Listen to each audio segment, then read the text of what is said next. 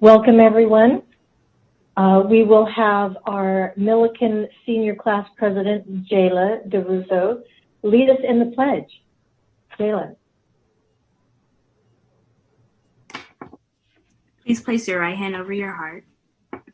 Ready? Begin. I pledge allegiance to the flag of the United States of America and to the republic for which it stands, one nation, under God, indivisible, with liberty and justice for all. We are meeting remotely tonight and welcome all those who are participating by watching through YouTube. As a reminder, we welcome public comment and have provided a mechanism for you to make public comment by leaving voice messages to be played to the board and the public during our broadcast. If you wish to speak at a future meeting, please go to our public participation page on www.lbschools.net, which will give you more information about how to give public comment. As a reminder, in conformance with the Brown Act, when we hear testimony on an item that is not listed on the agenda, a full discussion of that topic would have to be delayed until such time as the item can be publicly posted in advance as a regular agenda item. The board has been meeting in closed session regarding matters listed on today's closed session agenda. And in closed session today, the board voted to approve a resignation agreement and general release with a permanent certificated teacher, resolving all claims between the parties and providing for consideration. The vote was unanimous, with all 5 members of the board voting by roll call to approve. At this time, I'd like to mention that we have a slide presentation available on our website when we get to item number 22, the staff report regarding school reopening. So if you'd like to refer to that slide presentation and follow along during that presentation, that's available.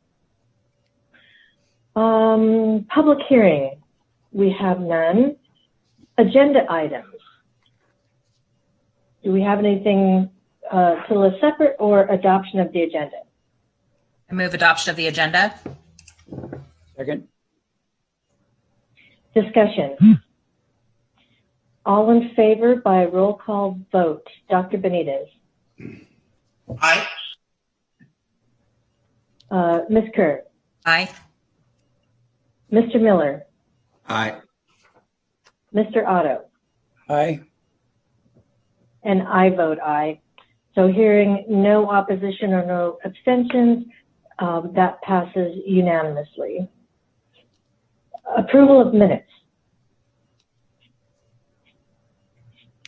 I move for the approval of the minutes. Second. Discussion. All in favor, Dr. Benitez. Aye. Ms. Kerr. Aye. Mr. Miller. Aye. Mr. Otto. Aye. And I vote aye. So hearing no opposition or abstentions, that passes unanimously. Introduction of our student board member. That's when I get to introduce Jilay, and she gets to tell us all about her experience and what's happening at Millikan.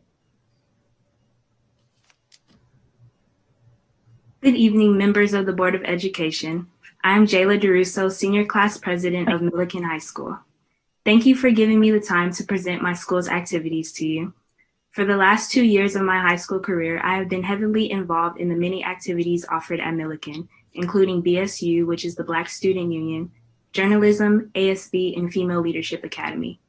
Although we are not on campus due to safety precautions, all of these activities that I participated in are continuing and are available to students. Being that I am a part of ASB, I have the opportunity to witness firsthand the activities available for the Millikan community, and I will begin by sharing the most notable of these activities. To begin, Millikan is offering after-school tutoring starting next month. This was offered last year in our library, and we had Millikan students volunteer to tutor other students in courses that they received at least a B in, to ensure that they are knowledgeable about what they're teaching. I attended tutoring in my 11th grade year just because I felt that I needed more assistance or a different way of understanding the material presented to me. So bringing this back will be beneficial to students who have that need as well. Another thing is that each grade level has a grade level Canvas course for information and communication. The information can be from the counselors, administration, or other staff on campus. For instance, my senior Canvas course notifies me about senior packages, yearbook picture due dates, and a lot more information on dates that are important to my graduating class. Now moving on to extracurriculars, Millikan is promoting and allowing clubs this year. All clubs are to be done over Zoom, but they still offer students the ability to interact with one another as they would be in person. To promote these clubs, Millikan drafted a list with club names, descriptions, meeting dates and times, and sent them to students and created notifications on Canvas to ensure that we all had the opportunity to participate. These clubs are a primary way in which Millikan is encouraging students to interact with our school community and try to make unusual circumstances as normal as possible. For instance, our Black Student Union is especially interactive during this month as it is Black History Month. This club has been posting on their Instagram different activities students can do to support African Americans.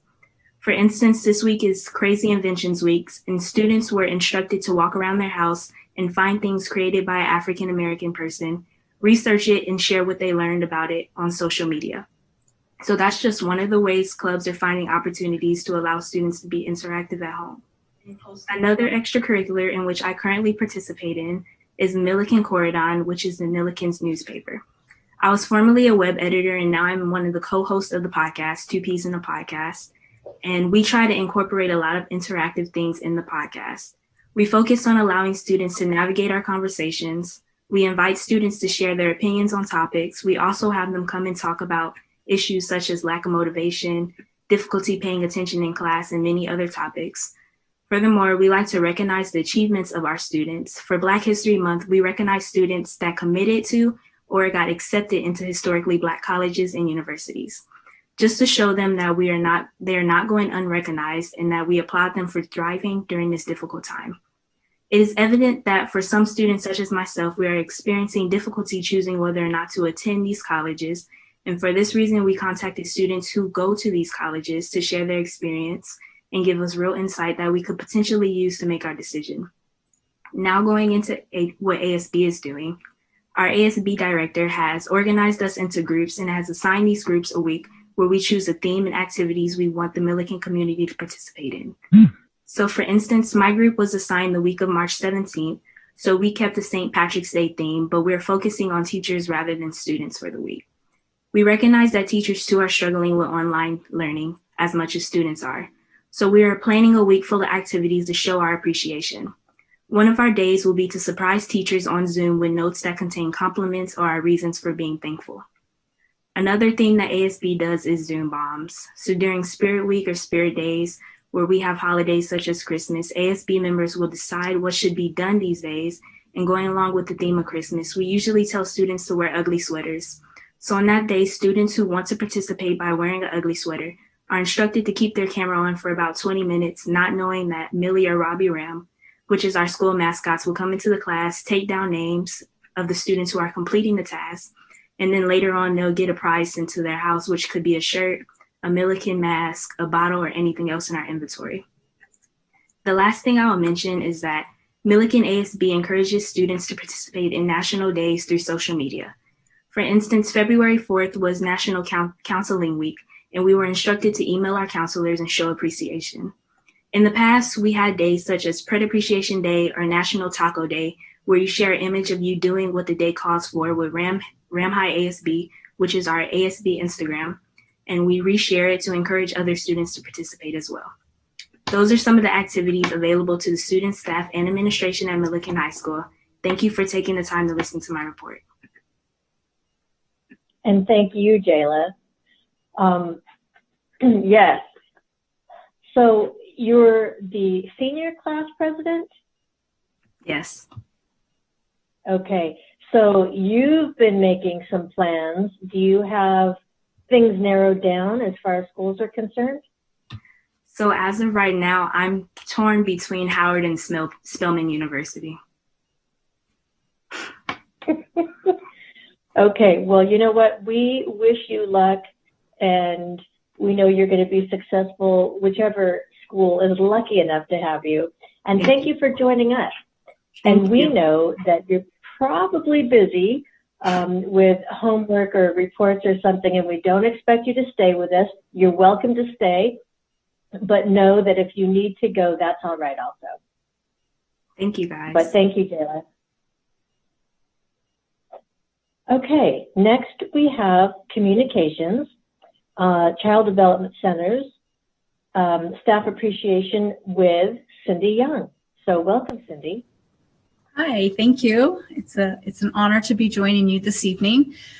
Good evening, President Craighead, members of the board, Superintendent Baker, and executive staff. My name is Cindy Young, and I am the director of the Child Development Centers and Kids Club. Tonight, I wanted to take this opportunity to formally recognize and share the dedication, commitment, and hard work of the CDC and Kids Club staffs. I would also like to recognize my Head Start partners. These individuals have been providing in-person services to our youngest children, as well as essential wraparound services to our school-age students and their families since July. I am incredibly proud to be their colleague. Together, they have created warm, caring, safe, inviting classroom environments that have supported students' social, emotional, and academic growth through one of the most challenging times our community has ever faced. Our success is attributed to every single CDC staff member, Head Start staff member, and Kids Club staff member focusing their combined efforts to ensure the health and safety is a #1 priority. I wanted to publicly recognize these incredible professionals. This year, in lieu of celebrating teacher appreciation and classified appreciation as separate events, we will be honoring them as a group because ultimately we are better together. Recently, I was having a conversation with a 5th grade student about his goals, and he said, I have 2 goals. The first is to be more responsible, and the second is to do something so great that he would earn a standing ovation. He said, everyone should have at least 1 standing ovation in his or her lifetime. Before we share a brief video capturing the incredible work of these dedicated professionals, please join me in recognizing CDC, Kids Club, and Head Start for their commitment to excellence with a standing ovation.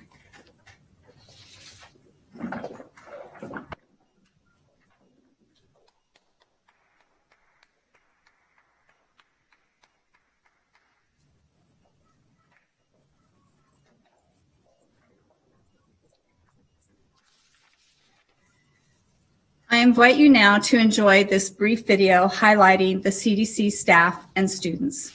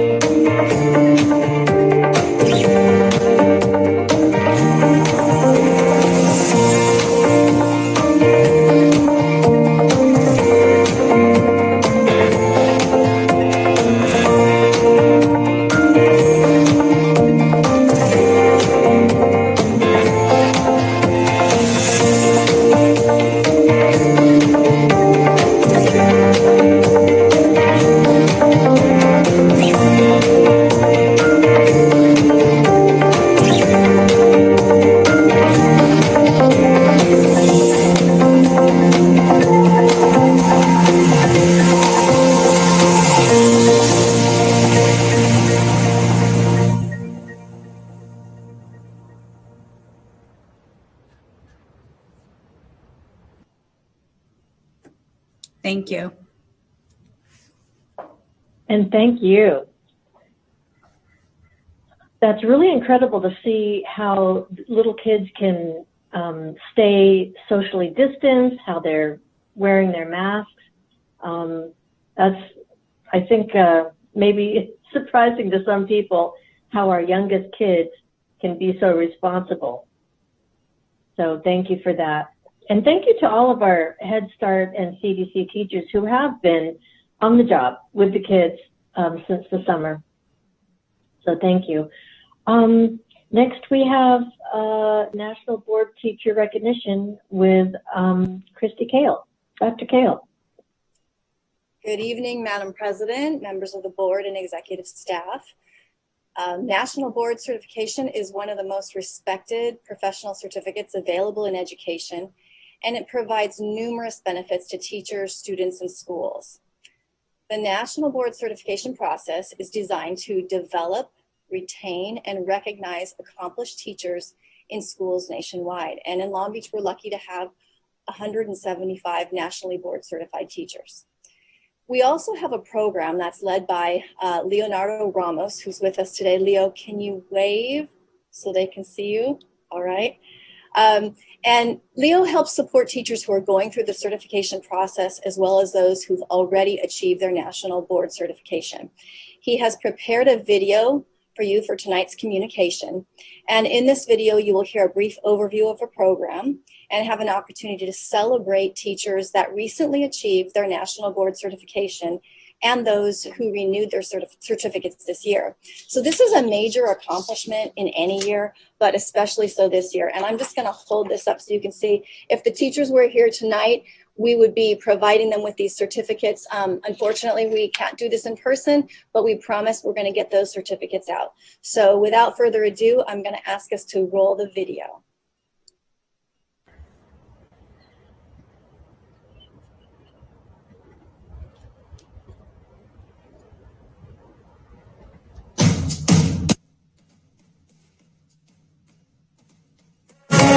National Board Certification is a process designed for teachers to demonstrate through standards-based evidence the positive impact they have on student learning. It is grounded in their 5 core propositions that describe what teachers should know and be able to do. Teachers have a commitment to student learning. They know the subjects they teach and how to teach those subjects to students.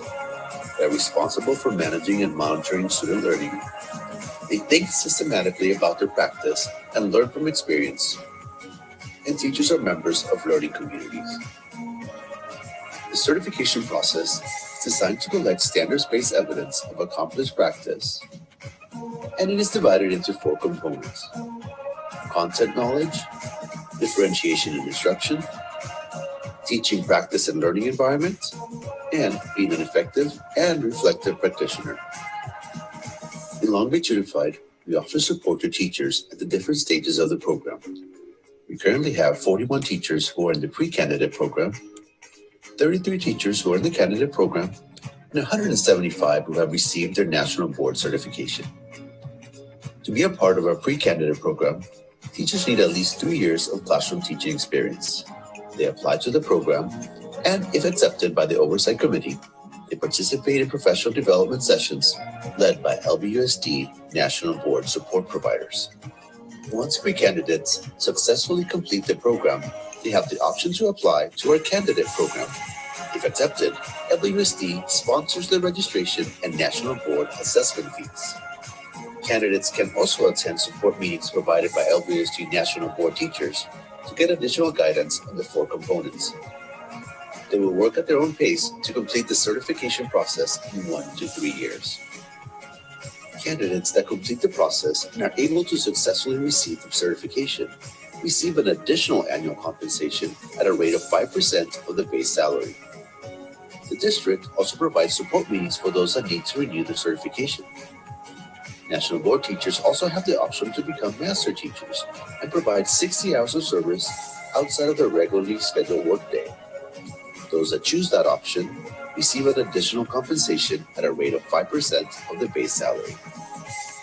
National Board Master Teachers are responsible for providing numerous hours outside of their duty day to benefit the teachers and students of Long Beach Unified.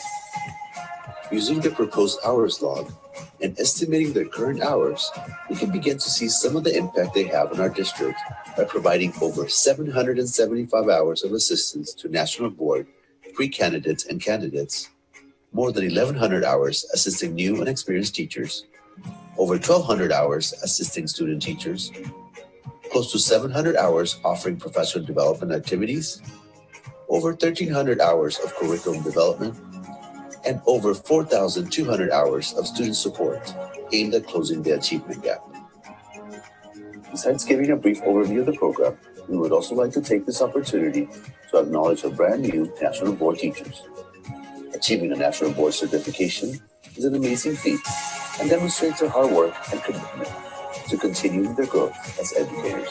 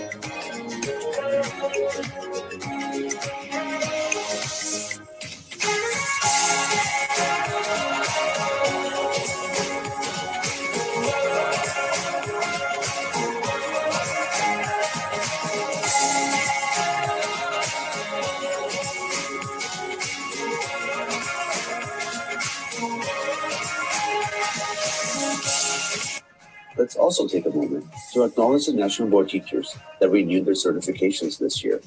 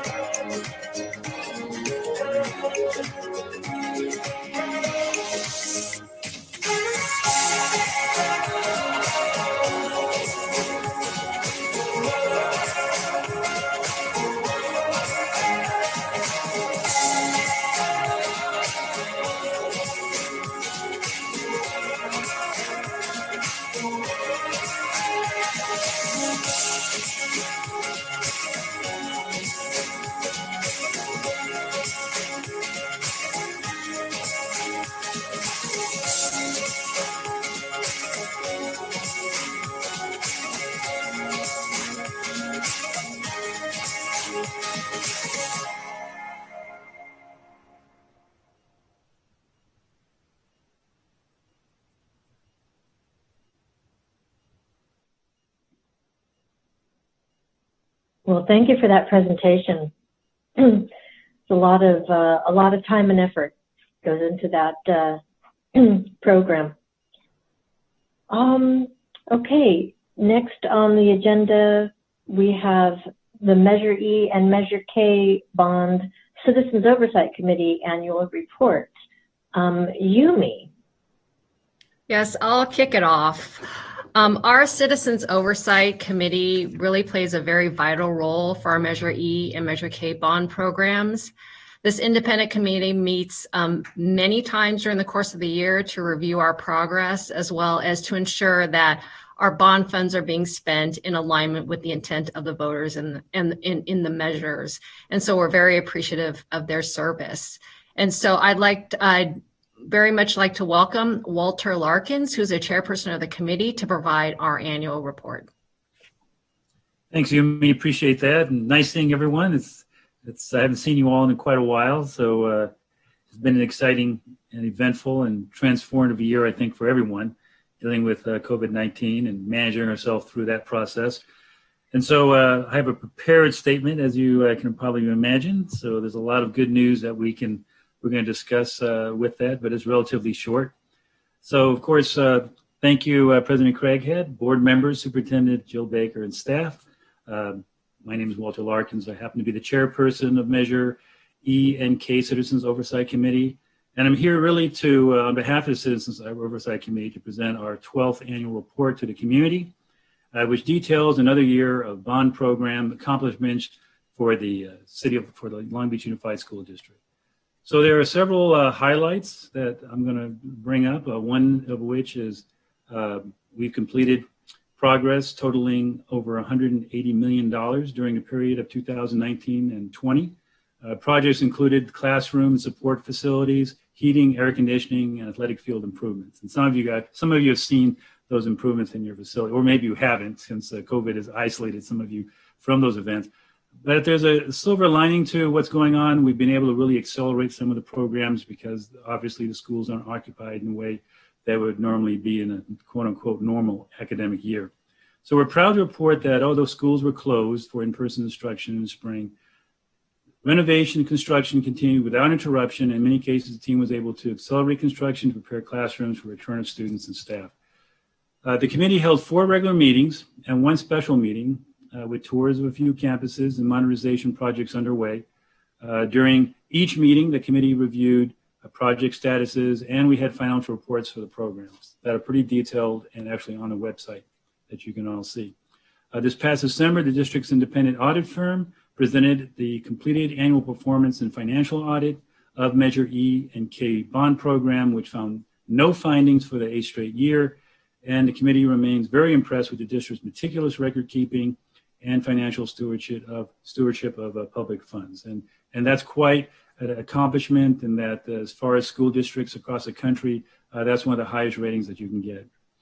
To the best of our knowledge, the district is in compliance with Article 13A, Section 1B3 of the California Constitution in regards to the appropriate use and spending of bond proceeds.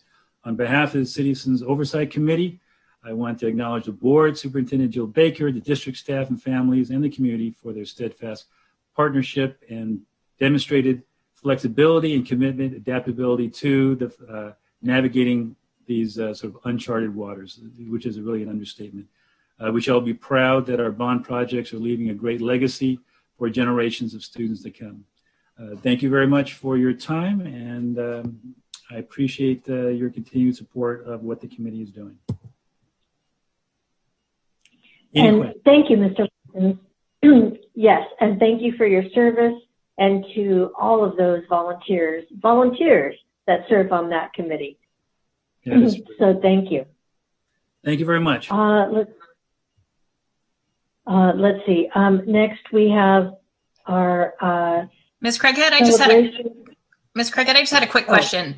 The report that Mr. Larkins gave and the work that they put into that report, is that available for people to view somewhere? Yes, it is on the website, and I'll make sure that you all get that location. I just don't Thank you. Yeah, everything's on there, believe me. I've seen it. It's a great website, and I'm grateful for the service of you and your fellow committee members. And I know our public is grateful for the oversight work that you do. Thank you. Thank you very much. Thank you for that question. Dr. Baker. Thank you. So I have the pleasure of introducing our last communications item tonight, which is a continuation of the board's request to feature students, staff, and school celebrations in each of our board meetings. And so tonight we'll have the pleasure of just a short clip of an interview that I conducted with Linda McClure, who was the Long Beach Unified Teacher of the Year from Bancroft Middle School this year. She's a veteran teacher who is computer science and engineering. She has a master's degree in technology, which has been put to incredible use this year. But what you'll hear is a reflection on her work as a teacher in Long Beach Unified School District. She also, I think you should know that the process for becoming a Teacher of the Year oftentimes starts with a nomination, but it is a rigorous process, much like National Board. A teacher has to reflect, they have to submit answers to questions and the way that they teach and share about what their classroom is like. And all teachers report growing from the process. So today you'll hear a little bit of the reflection that Linda McClure from Bancroft Middle School does to close our communication section and to celebrate a member of our Long Beach Unified staff today.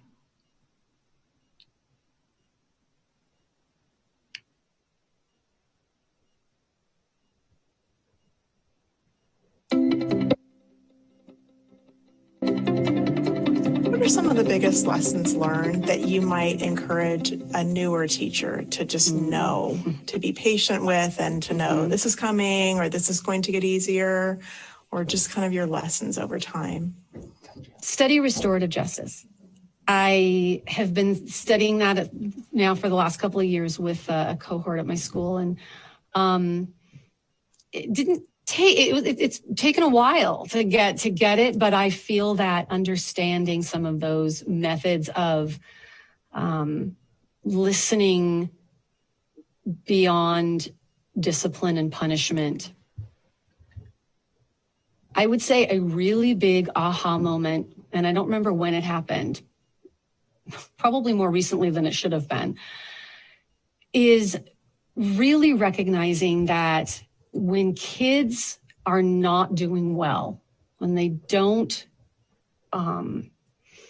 they are not turning in work, not doing well, they're not doing that on purpose.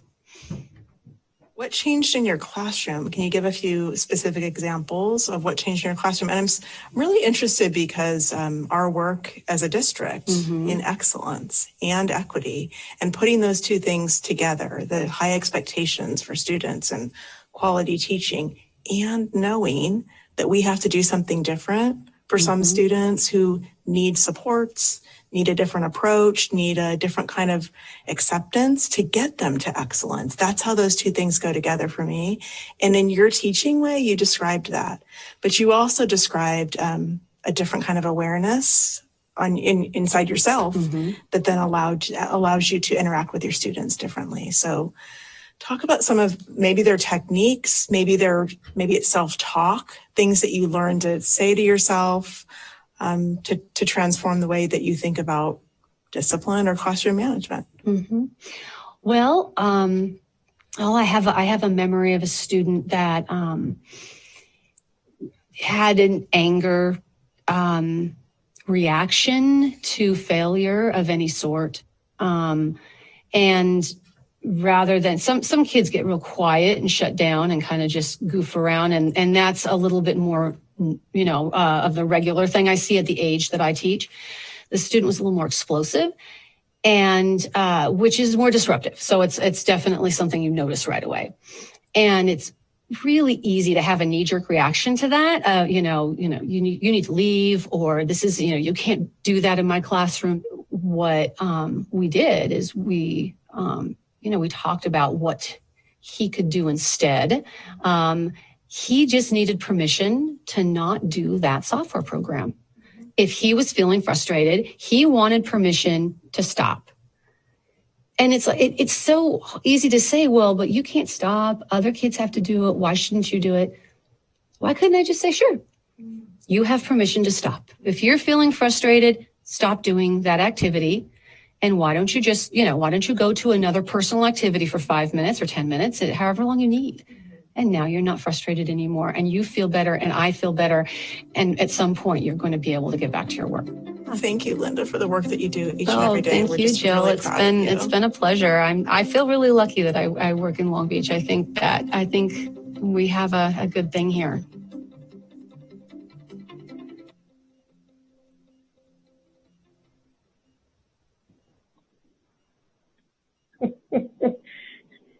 Well, thank you, Dr. Baker, for sharing that with us.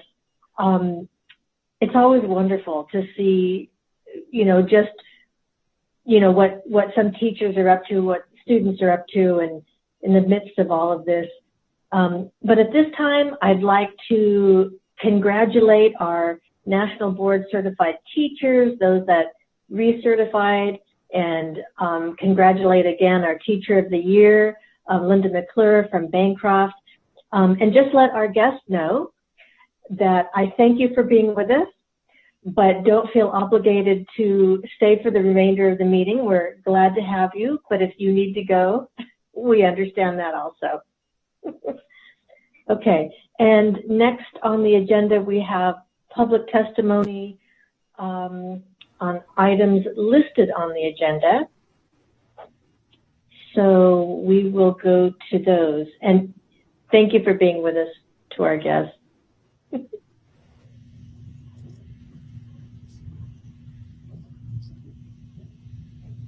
So I imagine we have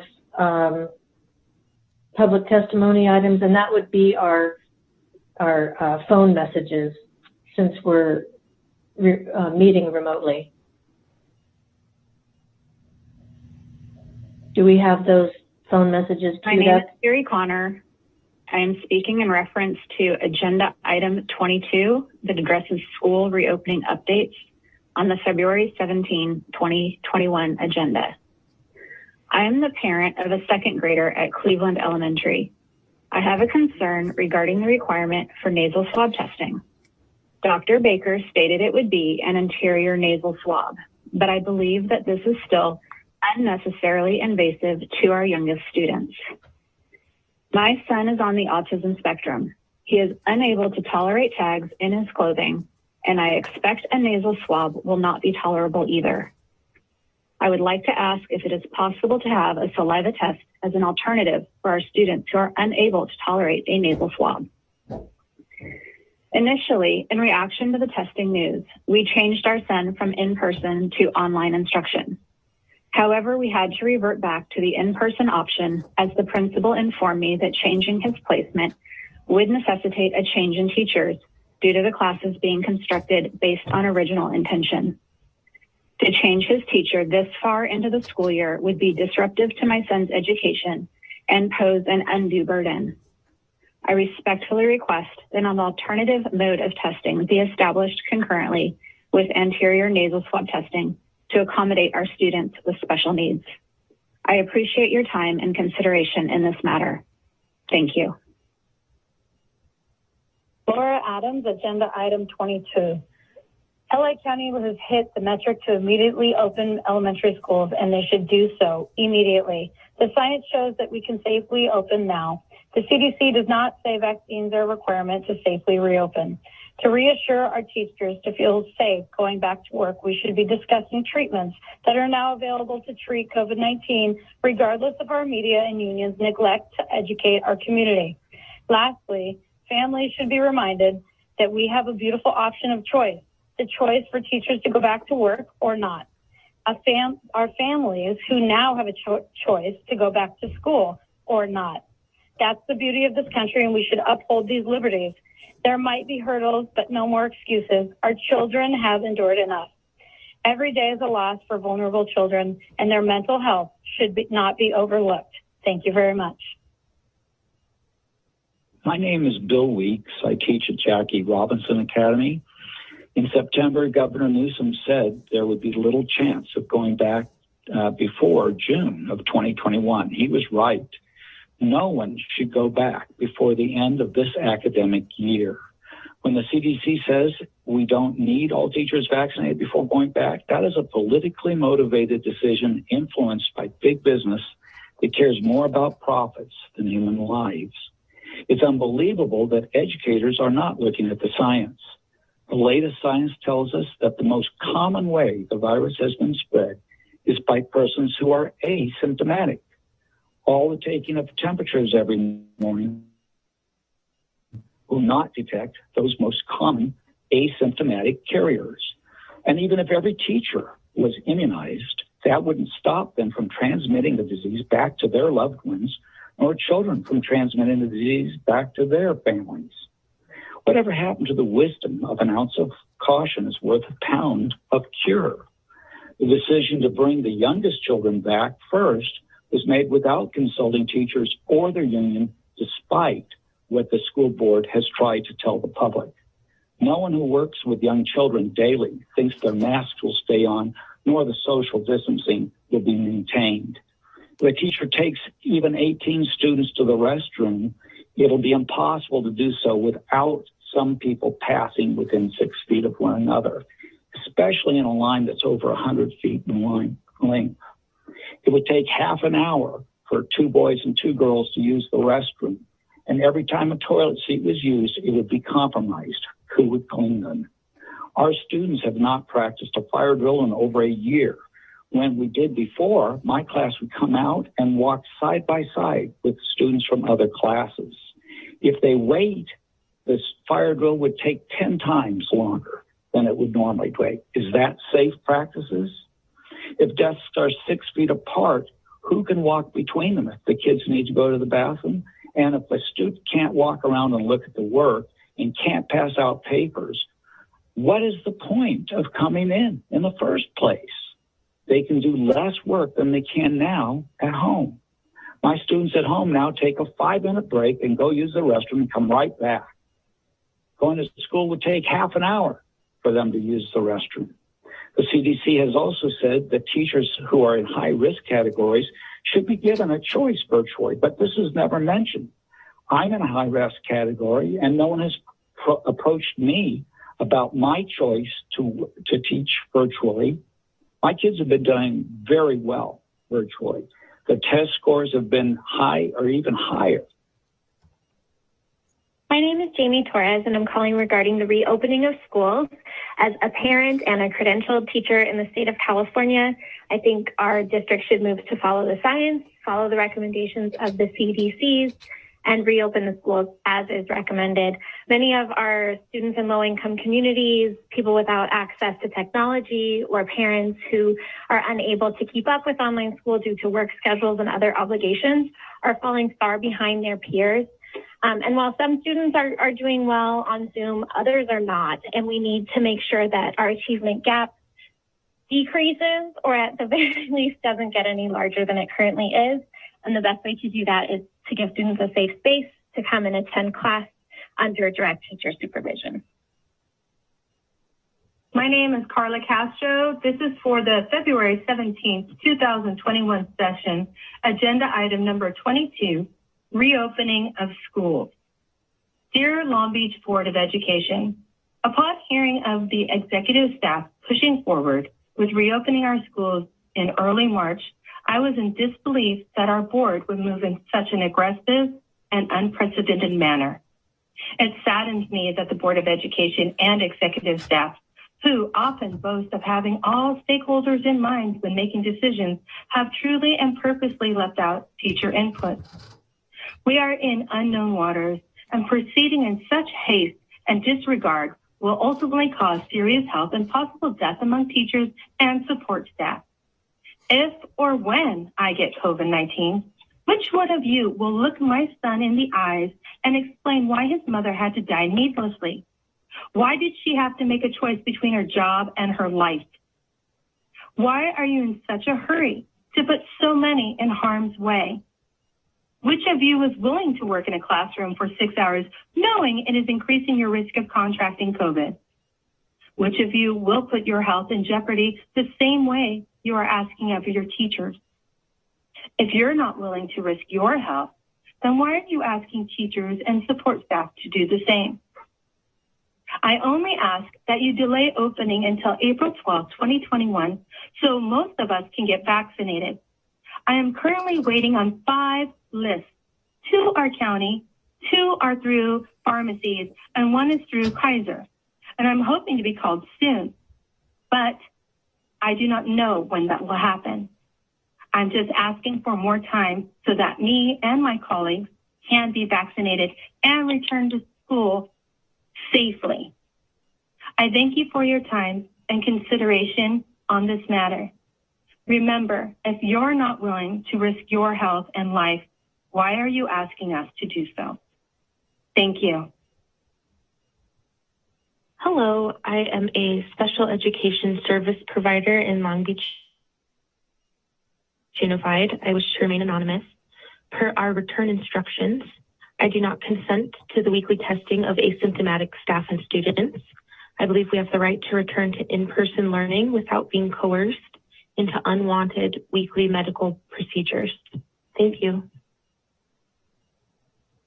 Hi, my name is Jerry Morrison.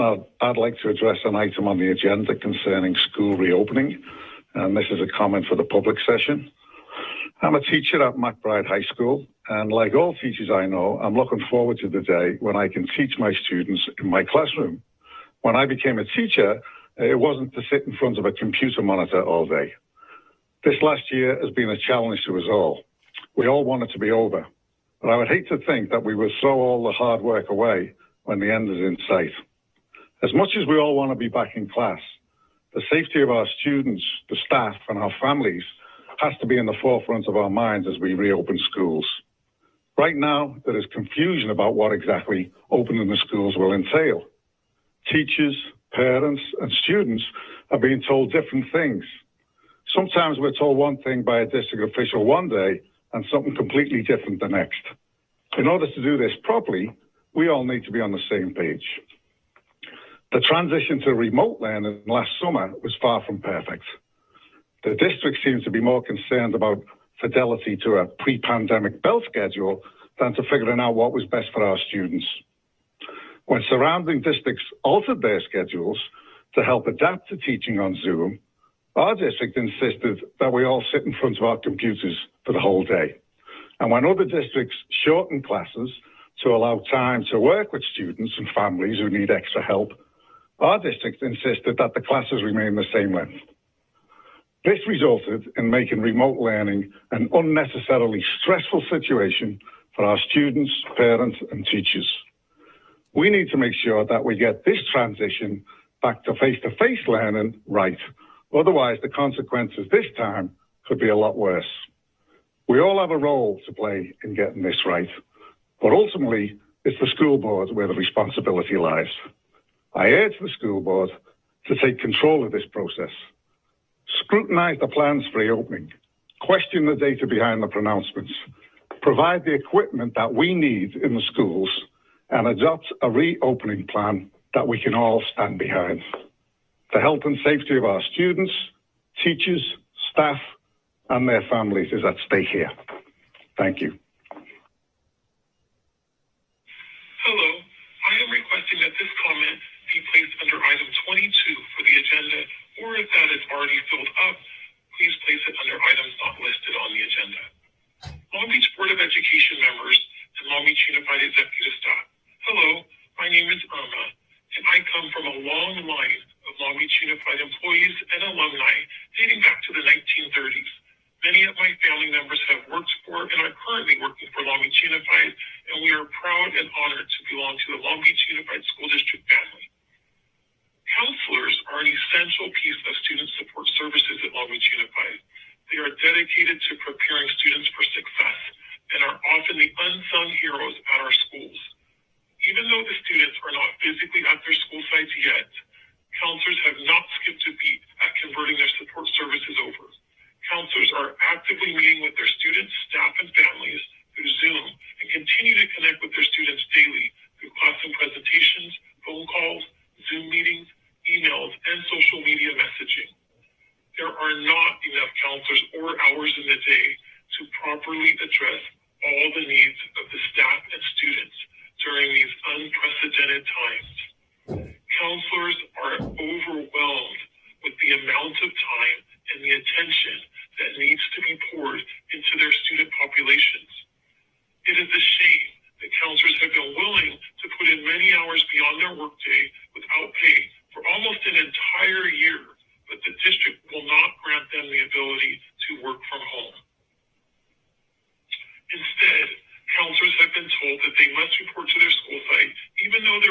authorities do not require them to be there.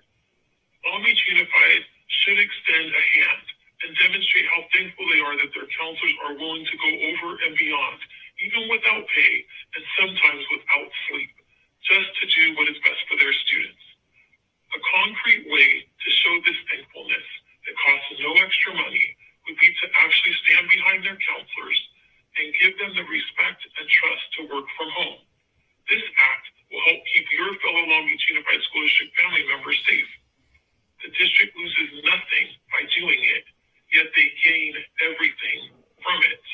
Let's celebrate National Counselors Appreciation Week the right way by allowing them to work from home until the students return to campus. Hopeful for change. Thank you and good night. Hi, my name is Kelly Da Silva, and I am both an LBUSD parent and elementary teacher. This is in regards to item number 22 on the agenda, the reopening of schools. I think it is premature for the district to reopen schools without allowing staff members to be vaccinated before being required to return. Some staff members have been vaccinated, but many TK through 5th grade staff members have not due to the shortage of vaccines. Some of us have medical conditions which put us in a higher risk category. Some of us are caregivers for people who are in a higher risk category. Please delay opening our schools until the staff who wish to have vaccines have had both their shots and the vaccination has had time to take full effect. By delaying the reopening of schools by a matter of weeks, you could save lives. I also implore you to make the available vaccination appointments prioritized to staff who currently work with students or are TK through 5th grade school staff. Thank you. Hi, I'm Laurel. I'm calling for item number 22. Okay. LBUSD board. You really shouldn't open schools. I'm a 5th grader and I'm worried about my beloved teachers getting sick. The mayor claims that most of the teachers have been vaccinated, but that's not true. If we went back in person, it would put the teachers, the kids, and their families all at risk of getting COVID-19. I also feel a lot of stress about this because it's my last year of elementary school and I might not see a lot of my classmates ever again because of going to different middle schools, and it would be really tough not seeing them or interacting with them if we went back in person. I wouldn't see half of them ever, including some of my best friends. At least online school allows us to interact as a whole class. Also, my sister in 1st grade is really worried because she'll have to have a completely different teacher because we chose to stay online. But she loves the teacher she already has. Why are you creating so much new stress for so many young children? We've already gone through so much sadness and stress this year and last year. Before you do this, think about what you're putting everyone through. Please be patient and wait until our teachers and community get the vaccine. It's not worth losing any more lives in this oh my God, your phone just in our community. Hello, I'm a current school employee. This message is addressing the COVID reopening plan at the board meeting dated February 17th, 2021. This message is to share concern about the potential for mandatory asymptomatic testing for students and staff as a condition to return to in-person learning. I would encourage everyone to review the COVID-19 and reopening in-person instruction framework guidance from the California Department of Public Health, which was dated January 12th, 2021, because nowhere in these guidelines does it state that weekly testing is a condition to reopen for in-person learning. Furthermore, FDA guidance states that the PCR test must only be used in the presence of symptoms, should never be used on healthy people, and should only be used in a clinical setting combined with an exam by licensed testing for school states. Quote, if a school is implementing a testing strategy, testing should be offered on a voluntary basis, end quote. A test that has not been approved by the FDA cannot be mandated. Simply put, you can't test someone who does not want to be tested and use it as grounds to prevent them from conducting their job in their typical setting. We must also face the reality that weekly testing will subject children to more psychological and emotional stress And as our district has placed such an emphasis on the social and emotional health of our students, this weekly procedure would be contradictory to that philosophy. So please reconsider your stance on weekly asymptomatic testing on students and staff. Thank you very much. Hi, I'm a current school employee with LBUSD, and this message is addressing the COVID reopening plan at the board meeting dated February 17th, 2021. I'm very concerned about the possibility of mandatory asymptomatic testing for students and staff as a condition to return to in-person learning. All schools that are currently open are subject to the minimum testing requirement standards by Cal OSHA, and this includes response testing to exposed cases and outbreak testing. Weekly testing is not a condition to reopen for in-person learning. Mandating a test to asymptomatic staff and students as a condition to return to in-person learning is unethical. What is most concerning is the undue burden the district is willing to place on staff and our LBUSD families, subjecting our children to even more psychological and emotional stress, and possibly excluding students who would have otherwise chosen to return to campus if testing was not mandated. In addition, routine testing only shows a snapshot of potential viral presence in that moment and does not take into account the myriad of compounding factors. A positive PCR test does not conclude that a person has COVID, especially in the absence of symptoms. The inevitability of such high false positives, coupled with other concerns regarding the legitimacy of the test, will cause unnecessary exclusion of otherwise healthy individuals in addition to unnecessary school closures. There are many aspects that need to be considered when attempting to mandate a medical procedure on our students who at present have suffered a multitude of psychological and emotional stressors never before seen in history. Time has shown that schools are not vectors of transmission in the community and that our children have a greater than 99.99% chance of survival from COVID. Evidence has also shown that children are not super spreaders and that schools are probably the safest place for our students to be at this time. Asymptomatic transmission still remains unfounded. Dr. Anthony Fauci has also stated that the main driver of a pandemic is not from asymptomatic carriers, but from symptomatic spread. Students and staff need to be provided with full informed consent, which includes being advised of their right to decline to take the test and of their right for asymptomatic students and teachers to be in the classroom. During such unprecedented times, our priority should be getting our students back to safe and welcoming environment free of undue stress and burden. There are other known evidence-based protocols, including frequent hand washing, temperature taking, staying home when sick, proper disinfecting, and proper ventilation that can allow students and staff to return safely. Students should not be forced to undergo any medical procedure, no matter how superficial or anterior the procedure may be, in order for them to return to the environment that was once their safe haven.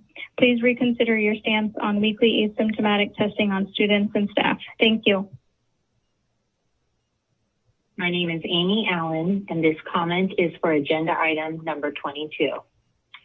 Good evening, board members, Dr. Baker, and executive staff. Thank you for giving me the opportunity to speak with you tonight regarding the reopening of our schools. I am a teacher at Naples Elementary. I was at the September board meeting with my husband, Scott Allen, and we both spoke to you about the importance of bringing kids back to school. I'm so excited to see that this is finally a possibility for our students in Long Beach.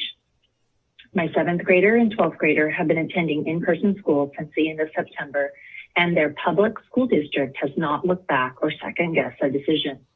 I am forever grateful for their courage to show up and get kids on their campus. Tonight, I want to encourage all of you to show up. I want to see you show up to the board building, show up in person to a school for a visit, and show us that the fear of COVID is not going to define us or detain us. Our community desperately needs each other. Our country needs each other. I believe that we are in fact created to be in relationship with others. A Zoom meeting or Zoom class should not replace our need for in-person relationships or in-person learning. Author Brene Brown wrote, "What we are ethically called to do is create a safe space in our schools and classrooms where all students can walk in and for that day or hour, take off the crushing weight of the armor, hang it on a rack, and open their heart to truly be seen." I encourage you to let us create those spaces on our campuses so that our students who want to be there can be seen and be safe again. I end with this. Courage starts with showing up and letting ourselves be seen. Please let the students show up. With appreciation, Amy Allen, teacher at Naples Elementary. Yes, my name is Noah Thomas, LBUSD parent. I'm addressing item number 22 to the board. Dear school board and the superintendent, please reconsider reopening for in-person learning at this time. The plan to reopen will be more disruptive to children's learning than staying online. What are we trying to achieve by going back to in-person? Students would only have 2.5 hours of instruction under constant stress to stay distanced and to wear masks. They wouldn't be allowed to be able to really interact with their peers or their teachers under these conditions. And there's the worry that the protocol won't be adequately enforced. There is still so many unknown factors surrounding COVID, and the transmission rate is still really high. My kids worry about transmitting COVID to their teachers and family members. They worry about their friends' families, as one of their classmates' father died of COVID. Going back in person won't alleviate the stress working families face having kids at home because of the only half-day schedule. What working families can take additional time to drop off and pick up so close together. This only helps stay-at-home parents and those with extremely flexible schedules. Students have finally adjusted to the online learning environment.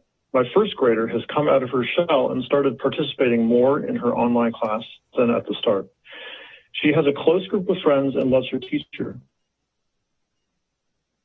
With our families opting to stay home, she will be switched to a new teacher who has agreed to continue online. This is completely inequitable. She will be starting from square one in terms of her feeling comfortable in her class setting. The current instruction method is working well. We all wish COVID were over and we could go back to normal, but that's not reality. The infection rate is still high. Our teachers are only starting to be vaccinated. There is a more virulent UK strain of the virus surging.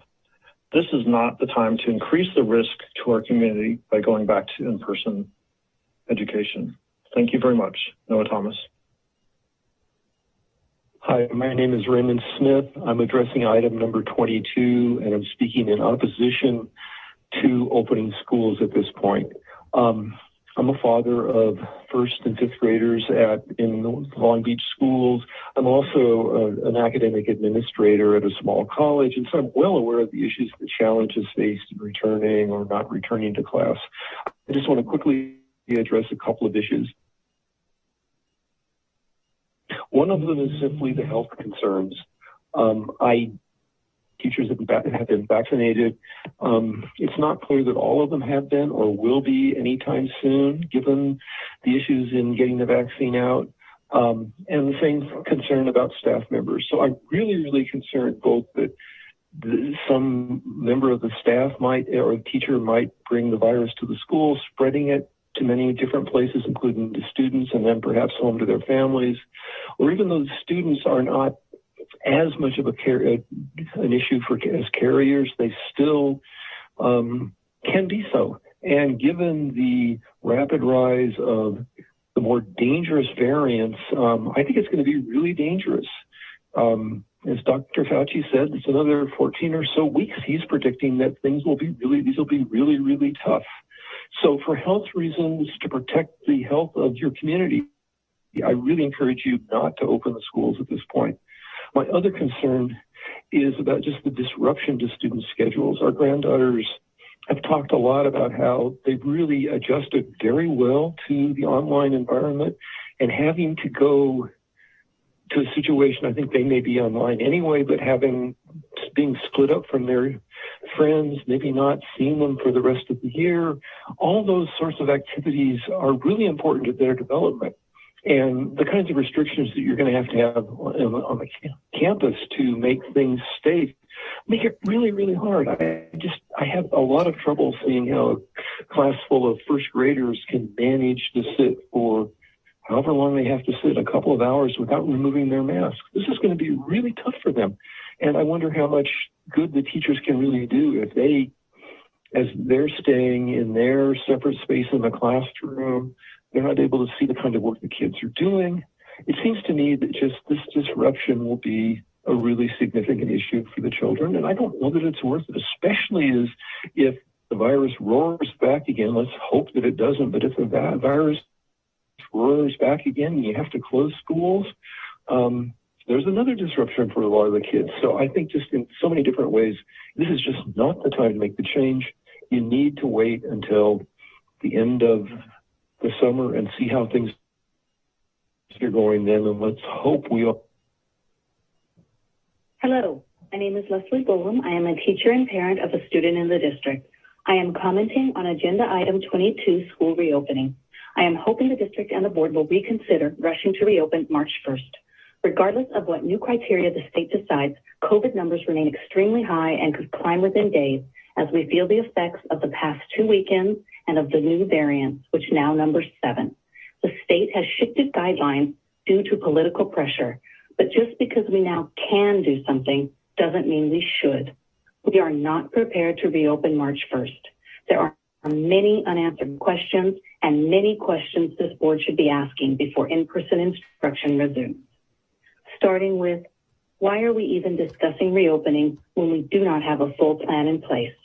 As of the last board meeting, there was no plan for COVID testing for students or staff. Ms. Kerr asked about this.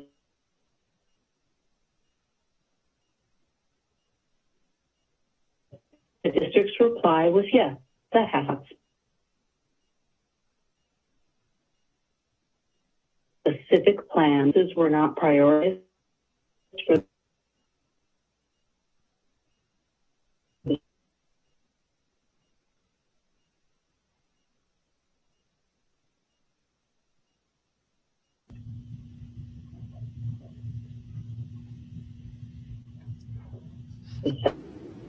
700 schools and board as well. Most importantly, if we don't have a plan for this year, what about next year? Might not all of the time and money being used to rush us back this year be better spent planning for next year? How is going back for 2.5 hours a day in spring going to solve problems concerning learning loss, getting parents back to work, or addressing social emotional needs? Why are we pushing so hard to get students off Chromebooks at their house only to sit them in front of a Chromebook in a classroom? Students didn't receive the education they deserve this year. No one is at fault for this, but rushing back before it's truly safe to do so, before there are solid plans for the safety of students and teachers and for meaningful instruction, isn't going to change that. There's a saying I hear often around the district: we are flying the plane as we build it. This isn't possible. This is a euphemism for I don't know what I'm doing, so I'm going to make it up as I go. Teachers, students, and families deserve more.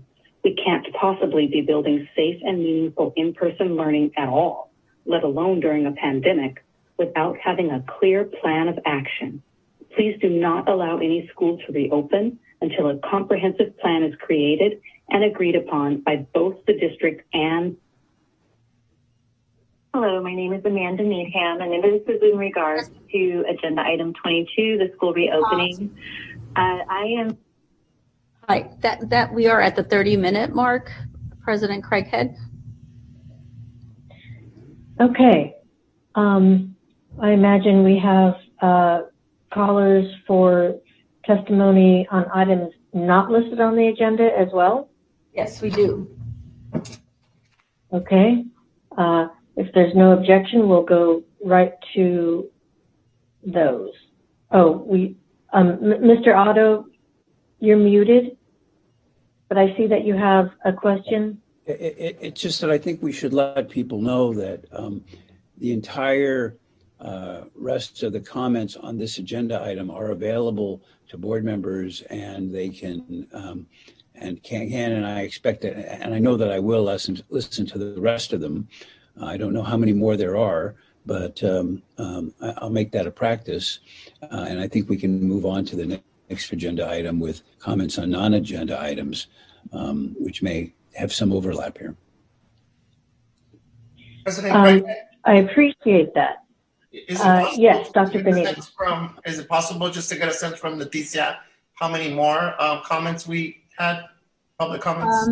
We had a total of 64 comments on agenda items, and we have 4. Yeah, so there's still quite a bit left. We've done 17 so far. Correct. Yeah, so we'd have about 3 hours of comments. Correct. You know, so I think we should go on with the public testimony not listed on the agenda, with the knowledge that those other comments that were sent in will be not only given to us as the board, but also be made a matter of public record. So, yes, Ms. Kerr. Thank you. I agree with. I agree with that suggestion, and I know we're also the transcripts are made available to the board members as well. So as we comb through those questions, this is going to be an ongoing discussion. A lot of it is on an item that's upcoming, where actual information is going to be provided, and some of the questions that are being brought up will be answered clearly. But this is by no means a one-night conversation, so we can go through those comments and make sure that as we continue to have the conversation that we make sure we're addressing any questions that weren't answered in future updates. My 2 cents. And a question for our attorney, President Craighead. Mr. North, is it, can we also find a way to publicly acknowledge the folks that did submit public comment? Like, can we post a list of the names of the people that did submit, just so that folks know that we received their public comment, whether that's in transcript form or that we're going to listen to it? I think it's also important to acknowledge the folks that, for whatever reason, didn't get their voicemail heard today, that at least acknowledge them by name. The answer is yes, you can do that. We haven't notified people that we would do that, but we always warn them that this is going to be a matter of public comment. I think I heard at least one, maybe 2 people tonight who said, I wish to remain anonymous. To my knowledge, I don't think that we have their names. So I don't think that we even have the power to say what this person's name was. So if the board decided to do that, or the administration decided to do that, we simply list them as anonymous commenters. Yeah. Fine. I'd like to request for that to happen, President Craighead, for those that we do know the names of. Okay, would we do that as a matter of including that in our minutes for the meeting, or how would we do that? As far as having the names of the people who submitted comments. I guess that's something we could figure out later. I think having it as part of the official minutes that can be acknowledged. And then as those transcripts and or video calls, if that's available, obviously if the transcripts are there, we'll see it. Perhaps we can compile a list and have that made available before the publication of the minutes, if as a good faith to communicate that we receive them. And we may also want to make a distinction between those people who asked to be anonymous and those people that didn't give their names, but told us something about them. We don't have to summarize each of the testimonies, but it's a principal distinction, I think. Agreed. Okay, these are all really great points, and I think the bottom line here is that we value the public comments, we read them, and it does inform the decisions we make. It informs the work that's taking place. So I appreciate this conversation. And now we're going to go to public testimony on items not listed on the agenda.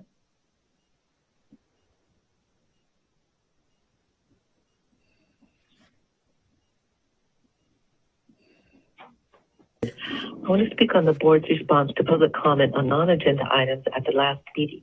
And I want to speak on the issue of the board's role in the decision-making process. First, at the last meeting, many diverse community members earnestly requested that board members develop a consistent form of constituent communication. They used the example of the board member from Area 3's monthly community meetings. The community speakers were sharing that great idea in the hopes that other board members may consider something similar. During public comment, did someone accuse Mr. Benitez of pitting one board member against another? Or was Mr. Benitez saying the community was pitting one board member against another? Either way, the comments made by Dr. Benitez resulted in many of the speakers feeling as if they had done something wrong. If one of your colleagues is so insecure as to think this is what was happening, then he or she is mistaken. So please, board members, do not assign motive to any community member who has taken the time away from their family to offer up suggestions for better communications with their district representatives. My second issue is the issue of transparency and the roles and responsibility of the board. As opening of the schools is a big issue right now, I will use that as an example of the need for clarification on the board's responsibility. On Friday, the Centers for Disease Control and Prevention released a detailed strategy to help school districts decide under what conditions they could reopen. The article stated that the new CDC guidance leaves decisions around vaccinations and testing up to local control. In this district, does that mean that local control is the administration or the democratically elected school board members who represent us? On March 14, 2020, a resolution was passed giving the superintendent the sole power to decide when to reopen schools, and I quote, when the superintendent deems it appropriate and safe to do so, unquote. This and 15 other areas are the purview of the superintendent under this emergency action. These powers, and I quote, remain in effect until repealed by formal board action. The superintendent has the power to make decisions on behalf of the board for anything and everything related to the school district according to this resolution. So what decisions do school board members make? Should the public comment be directed to staff or maybe teachers? But they report to the superintendent, yet the superintendent reports to the board who need not make any decisions at all. Who is the board responsible to? Teachers who fund their campaign, administrative staff, the community who voted for them? And who has the real power? And finally, how and where in this conundrum is the community? And is public comment even considered? Just wondering, maybe those regular community meetings the public was asking for are not necessary after all. Hi, my name is Michelle Liu. I'm a parent of a freshman and a senior at McBride High School. High school students are being kept from adequately learning subject matter required to meet the A through G requirements required to graduate and to be accepted into college. Students have been refused the ability to have labs for biology, chemistry, physics, machine shop certification sessions, and project lead the way courses for pathways such as engineering, health and medical, and CJI, such as forensics. Those classes require labs and hands-on learning with specific equipment to be able to fully understand the course material and meet the A through G requirements. Thank you. Good evening. My name is Nubia Flores Cedeño, and I'm the parent organizer at Long Beach Forward, and I wish to speak on a non-agenda item. I'd like to ask board members and LBUSD staff with children to think about all the questions you might have as a parent if you were sending your child back to the school in the midst of a pandemic. What does the classroom setup look like? Will I be allowed to walk my child to class? What will the school day look like? Was my child's teacher vaccinated? How are you cleaning the classroom? If someone is sick, how will you notify me? Who is testing my child? You all work in the space of education. One would imagine that you would all be very engaged parents. Now I'd like for you to imagine what it might be like to have all these questions and not speak English, to have all these questions being answered via public forums in meetings you have been invited to attend as a parent with no access to that information in your own language. Presentations in English, even in spaces meant for monolingual Spanish speakers, IEP meetings, or a simple email to the teacher. This time of COVID and our schools being shut down has shown the great barrier that confronts monolingual Spanish-speaking parents. The information changes almost hourly. Parent surveys, school opening dates, choosing schools. Parents cannot fully engage with their child's teacher, participate in district parent meetings without adequate interpretation. An example, tonight's board meeting, if a monolingual Spanish-speaking parent wanted to read up on what you're discussing, they would be unable to because not even your board agenda is available in Spanish. This is a public meeting where people are invited to engage, and the agenda is not in Spanish or Khmer, two of Long Beach's largest populations. How can How can parents feel like they're making the right informed choices if they cannot communicate with their schools or LBUSD leadership? Thank you for making these board meetings available in English, Spanish, and Khmer. However, when a parent goes through the effort to register for a parent meeting in order to not only attend but also participate and interpretation is not provided, it is not okay to continue to send them to a YouTube channel. That comes out to the equivalent of sending a parent out of the room. How is sending a parent out of a community space meant to engage them an equitable answer? I ask you that you please make sure that all materials are translated in multiple languages, that you train teachers how to communicate with monolingual speaking parents, and provide adequate, unbiased interpreters in district parent spaces and IEPs. Thank you.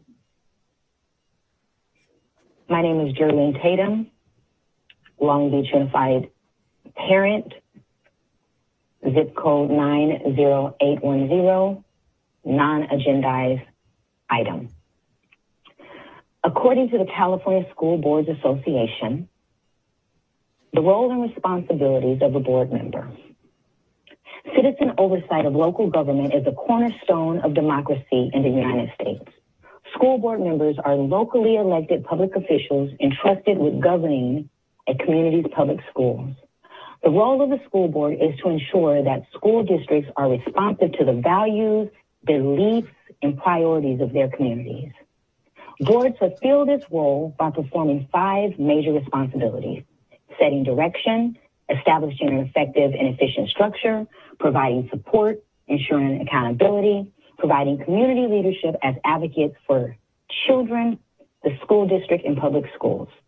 These 5 responsibilities represent core functions that are so fundamental to the school system's accountability to the public, they can only be performed by an elected governing body. Authority is granted to the board as a whole, not each member individually. Therefore, board members fulfill these responsibilities by working together as a governance team with the superintendent to make decisions that will best serve the students in the community, according to website csba.org. I share this information as a reminder to those who are there to serve us. At last board meeting, community members came forward to share their thoughts regarding activities that were taking place in the community that were of benefit to the community. Instead, the community was gaslighted for their information. That type of behavior doesn't speak to the responsiveness of the values, beliefs, and priorities of the community. So my request is that board members, please remember why you are there to serve the community. Also, last March 2020, the board yielded its responsibilities to staff. Staff has been doing an amazing job the last year, but when will the board take back its responsibility to make decisions on behalf of its constituency? Again, the board is there to work together as a governing team. Unfortunately, they have yielded their responsibility to the superintendent. And when will they take it back? Thank you. Hello again. My name is Mariela Salgado, and I'd like to speak on a non-agenda item. In March of 2020, this school board gave a directive and delegated authority to the superintendent to take necessary action to make necessary action to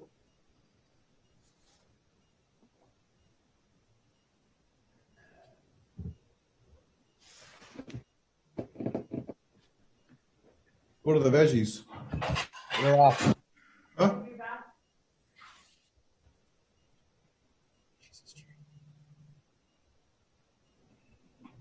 That is the end of non-agenda public comment.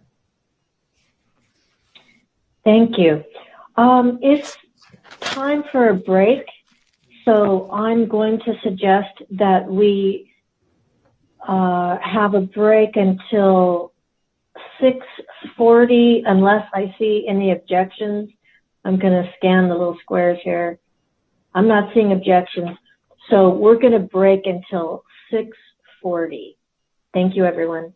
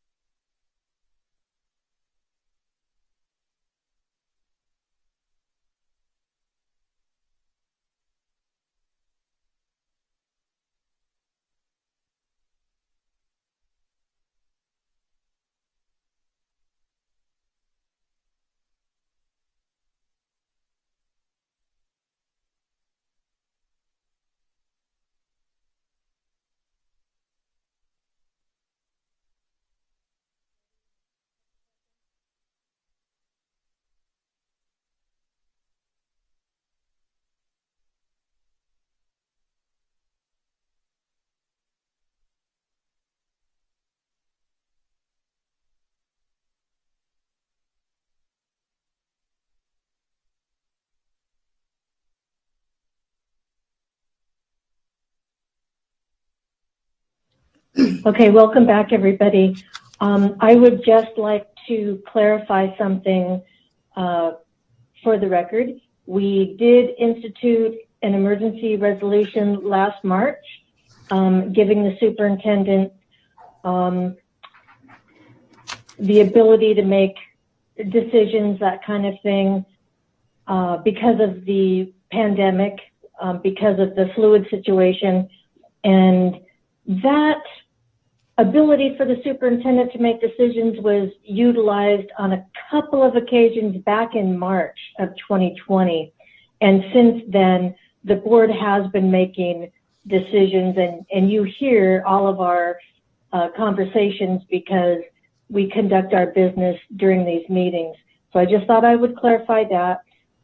Now we go to item number 22, our staff report on the school reopening update. Thank you, Mrs. Craighead. I will wait for Mr. Itzen to pull up the slides as I will be kicking off tonight's school reopening update. Thank you. So along with the team, we will be sharing a very important school reopening update tonight. And I'd like to start with a bit of context, and then we will get into some of the specific details. So as I have said for other reasons, we are in the best place at one of the hardest and most complex times in recent history. Many of the decisions that we're having to make, the issues that we're addressing, the plans that we're trying to create have never been made before. And so this is a first time through for everybody. And I think the complexity has been revealed in what you have heard this evening. And so here we are tonight. We are here at a moment even sooner than we expected. For the first time since March 13th of 2020, the adjusted COVID case rates permit us to plan for the phasing in of students for in-person instruction. And as I say that, I know that that issue, as we have heard tonight, is incredibly complex. Families have made a selection, which you'll hear a little bit more about, whether they want to remain in online learning for their students or if they want their students to return to in-person instruction. And those numbers across the district are hovering around 50% in each category. So tonight you are going to hear about our phasing in plans that begin with TK through 5 students having the option to return to in-person learning on March 29th. And you'll hear the details of what leads up to March 29th for us to prepare further for students. The March 29th date takes many things into consideration. It's not a balance, as you might think of things in balance, but it takes many things into consideration.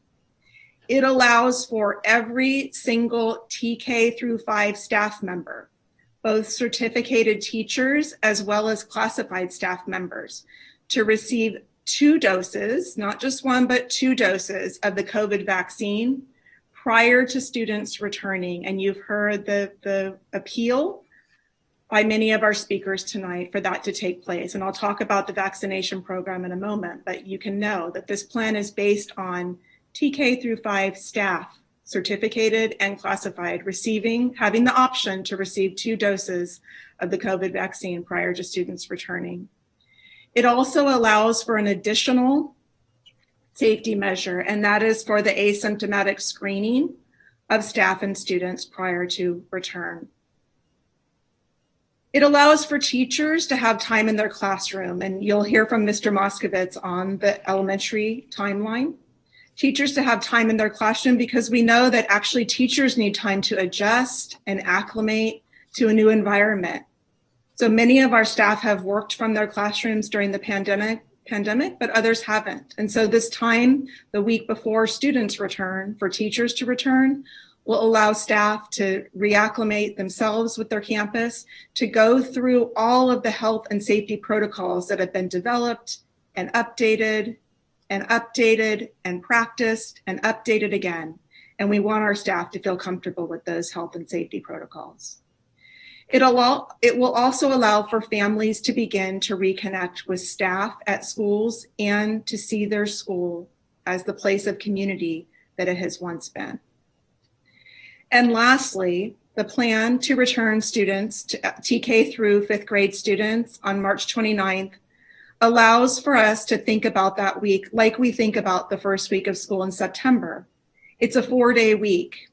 It's a time when we would expect that teachers would feel comfortable thinking about their own well-being with students and students' well-being, that they would feel empowered to spend time checking in with students and to think about social emotional well-being, not just academic well-being. And so in tonight's update, we plan to address 3 key questions. What progress has been made to provide vaccinations to LBUSD certificated and classified employees? You'll hear Dr. Brown talk about what are the current plans for asymptomatic screening for students and employees. And then lastly, how the district plans to phase students into school for in-person instruction at the elementary level, at the middle school level, and at the high school level. I'll be joined by several colleagues for the presentation. I'd like to share a little bit about our partnership with the city and do some acknowledging of the vaccination program that has taken place in the city of Long Beach. So we have Mayor Garcia, the Health Department Director, Kelly Colopy, Dr. Anissa Davis, the Medical Director, to thank for the opportunity for 3,600 of our employees already to receive the vaccination. This week, we're in the progress of 1,600 of our employees having the option to be vaccinated. That is not happening across this country. And so we are in a rare moment where you can see a city that comes together around education, a city that values students and teachers and has taken that value into its plans. Many other cities have abandoned the opportunity to vaccinate educators as part of their frontline workers, but here we are in Long Beach where our city has prioritized educator vaccinations. Even when there was pressure to not do so, even when they could have placed the vaccines elsewhere for others who want the COVID vaccine. I'd also just like to acknowledge, as our employees were getting vaccinated, their reports were that every clinic was well run, it was efficient, it paired Long Beach Unified nursing staff and school safety staff with city employees in a way that appeared seamless. And lastly, the city team has been incredibly responsive to our employees. We've had employees that got a vaccination email that went to their junk mail. It was resent to them, or they were coached about how to find that email. We've had employees that had lots of questions about completing the forms necessary for vaccination, and the city staff has been responsive. And they've been responsive to employees, and they've also been responsive to us. In this really hard time, there are a lot of opinions about vaccination and vaccination programs, but what I can say is our city has come alongside us to ensure that our educators have the opportunity to be vaccinated before they are with students in our phasing in plan. And one point of clarification I'd like to make before turning it over to Dr. Brown is that being vaccinated is not a requirement. And so there were some questions raised in the public comment about all teachers being vaccinated, and I will carefully use the term the opportunity to be vaccinated, because it is not a requirement that staff, either classified or certificated, are vaccinated. It is an opportunity. And with that, we'll head to the second question of tonight, which has to do with asymptomatic screening and a health and safety update from Dr. Brown. Good evening, and thank you for the opportunity. And as I lead into talking about asymptomatic screening, just for clarity's sake, the guidance that we're working from comes from the California Department of Public Health. And in our last meeting, we reviewed the criteria developed January 14th that requires an adjusted case rate of 25 for 5 consecutive days for schools to be eligible to reopen. And as Dr. Baker has referenced, we reached that point yesterday, February 16th, where our adjusted case rate in LA County is at 20. And so with that, I'd like to talk about asymptomatic testing as one component of the safety, health, preventative, and prevention planning that Long Beach Unified is engaging in. one of the public comments referenced that testing is not required, and that's in fact true. It's been the subject, like other things, of a lot of conversation and even some healthy debate on the part of our state, county, and local health department. But it is in fact true that asymptomatic screening is not a requirement. However, it continues to be a recommendation by the California Department of Public Health for counties that remain in the purple tier. And it's something that in Long Beach Unified we are engaging in as one more layer of prevention and health and safety preparedness for our community and for our staff members. I want to highlight that as we move as a county from the purple to the red tier, we will consider our practices going forward, and at that time, we will likely follow the testing cadence that's laid out by the California Department of Public Health, which transitions from weekly asymptomatic screening to biweekly, and then ultimately transitions away from screening. So I want to highlight that the idea of screening is not a forever process. It's not something that our employees or our students would engage in over an extended period of time, but it's something that as we remain in the purple tier, we feel committed to doing before people arrive on our campuses for the first time, both employees and students, and then that we will do on a weekly basis while we remain in the purple tier, on a bi-weekly basis as we move into the red tier, and then we will plan beyond that point as we move forward. I want to highlight that the type of testing that we are engaging in will be an anterior nasal swab. It will not be a deep nasal swab. It is not an extremely invasive procedure. In fact, it's a procedure that adults and children will do on their own as they are able. And some of you at home may be listening and saying children testing themselves, but I want to share with you that information that we have received and we will be communicating via school sites shortly is that students are able to self-administer. The anterior nasal swab is really an insertion in the front of the nostril, with the insertion being about a 1/2 inch, and a 15-second swab. And students can be taught to do it. They will also be supported by staff as needed, and the possibility of a parent supporting their child in doing this screening upon drop-off is also something that we will be engaging with. So our intention here is not to cause harm. It's to bring a sense of safety and caution to those that are coming onto our campus. It's to have a monitoring system in place.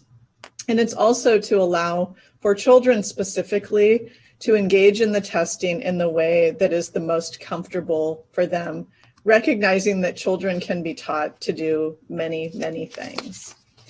So with that, there are a lot of specific questions about how the testing will play out. And what I want to convey tonight is that we have already begun operationally working with our schools, and our schools are prepared for the return of students. As a part of that next layer of preparedness, we will be working with schools on the operations and practices that they will need, from district guidance related to the testing protocol, but also considering the subtleties of each school, which extend to the number of students that will be coming onto campus. And you'll be hearing as the presentation continues that we have schools where 76% of students will be returning in person, and we have schools where 26% of students will be returning in person. And that's a wide range in terms of the number of people that will be on campus. And so we will be working with schools with specific guidance around testing protocols, but with flexibility about the way that the testing protocols will play out at each campus because of the number of students that may be there. So we will be sharing more in the days and certainly weeks to follow on the testing practices. But tonight I wanted to highlight the distinction around anterior nasal swabbing, and then recognize that we will be answering questions going forward. The last point that I'd like to make this evening is related to the COVID safety plan that needs to be submitted and posted. And I wanted to highlight that there are two components to this plan. One is the COVID-19 prevention program, and that is something that is on our website posted already, and it can be found in our COVID resources on our district website. The document that you see on the slide is something that we've been updating as we've moved forward from August to this point. We've revised this school opening and safety plan recently to highlight the most current information. And when I say the most current information, I mean reflective of all the changing guidance that has changed from December 30th to January 14th to February 8th. And I say that because the goalpost has continued to move, and our practices around that moving goalpost are reflected in this document. The other thing that we will be submitting to our local health department next week for approval is the COVID guidance checklist. And right now the items that are required in this checklist are structurally complete. But we will be submitting this document next week to our health department, who we engage in regular conversation with. And then once that plan is approved, it will be posted to our website as well in the area where we have all of our COVID resources. So with that, I want to move towards conversation about the phasing in of elementary students for in-person instruction, with the highlight being that we have reached the required 25 cases for adjusted case rate of 25 for 5 consecutive days. At LA County, our current adjusted case rate is 20. And so we have reached that threshold. And so with that, I'm going to pass over to Brian Moskovitz, the Assistant Superintendent of Elementary Schools, who's going to highlight the dates that we will be using in moving forward with phasing in elementary school students to our campus. Thanks, Dr. Brown. If you can move to the next slide, please. So for those of you who may be listening at home, for this slide, I want to point out that when we talk about the phasing in of elementary students, and we talk about elementary teachers and staff, we're also including the elementary age students and the TK5 teachers at our K-8 schools. You'll hear from Dr. Lund here in a few moments specific to middle schools, but he and I have been collaborating, working closely with all of our elementary and K-8 principals. And so for this portion around TK5 returning, we are also including the TK5 students and teachers at our K-8 schools. We are also including our teachers and students at our Buffum TLC school. So I think it's important to just remind everybody that when we talk about health and safety protocols, we have actually been planning for the return of students since last spring. And last spring and summer, we convened a group, an advisory committee that had teachers, it had parents, it had district staff, it had representation from our associations, our bargaining unit members. And we really wanted to come up with a plan that would allow us to return students in a safe and effective manner that would also allow for the best educational experience.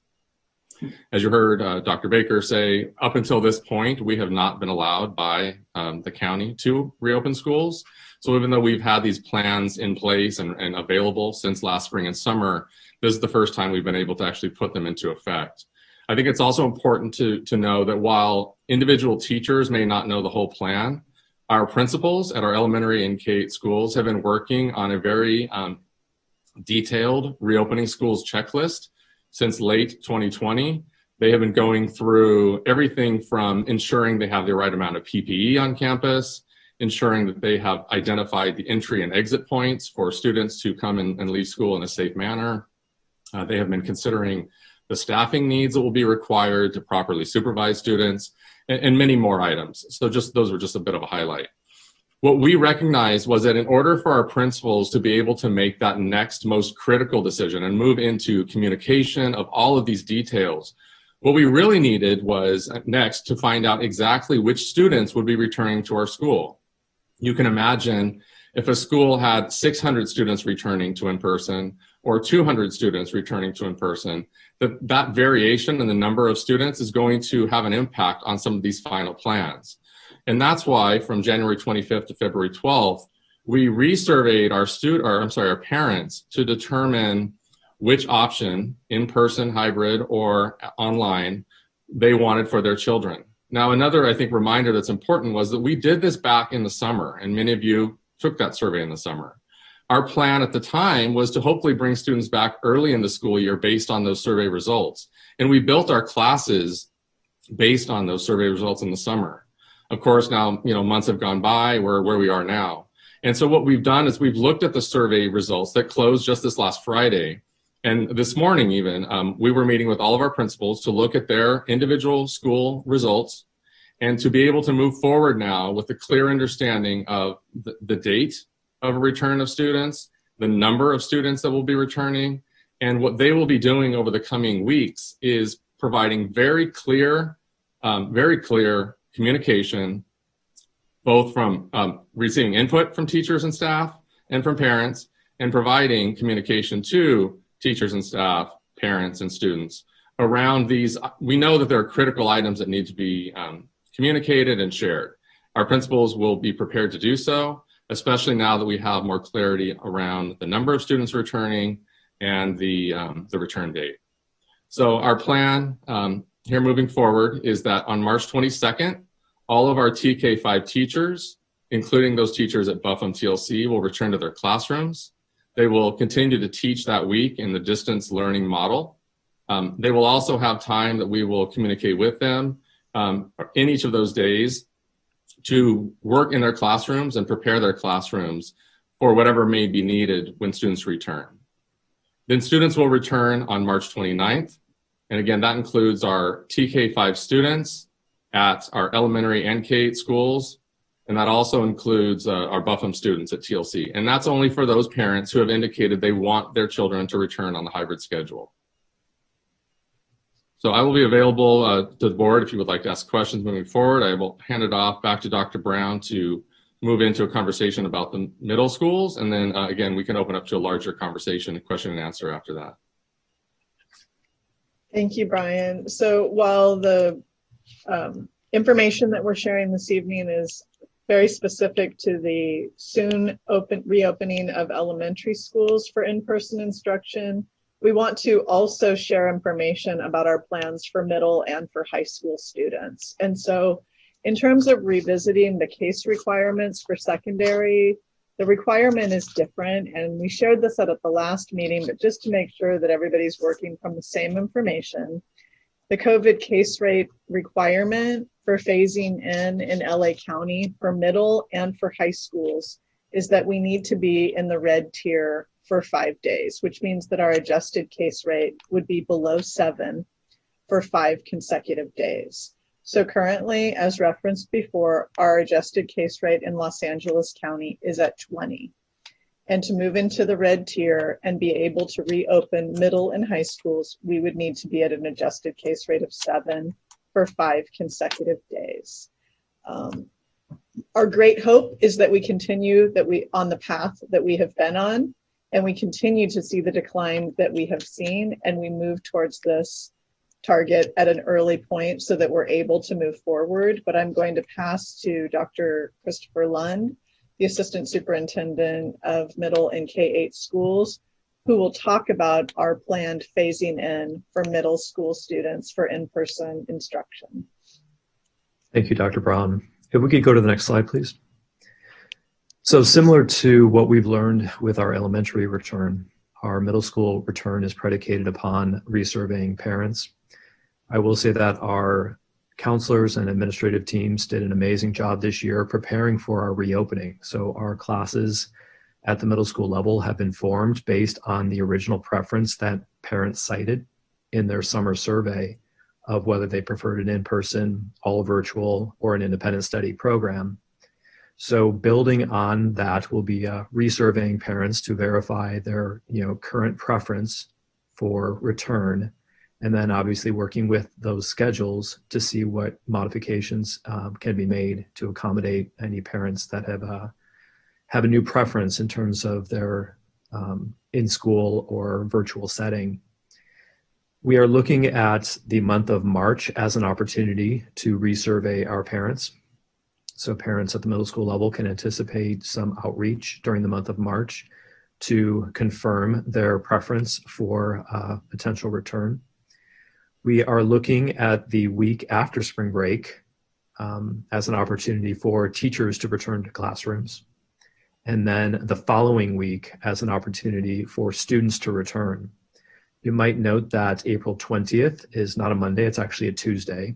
Our middle school schedule is actually predicated upon an all virtual Monday as part of our hybrid model. So the actual return to in-person schooling would start on the Tuesday of April 20th with the hybrid A-B schedule where students would attend school on either the A schedule, Tuesdays and Thursdays, or the B schedule on Wednesdays and Fridays.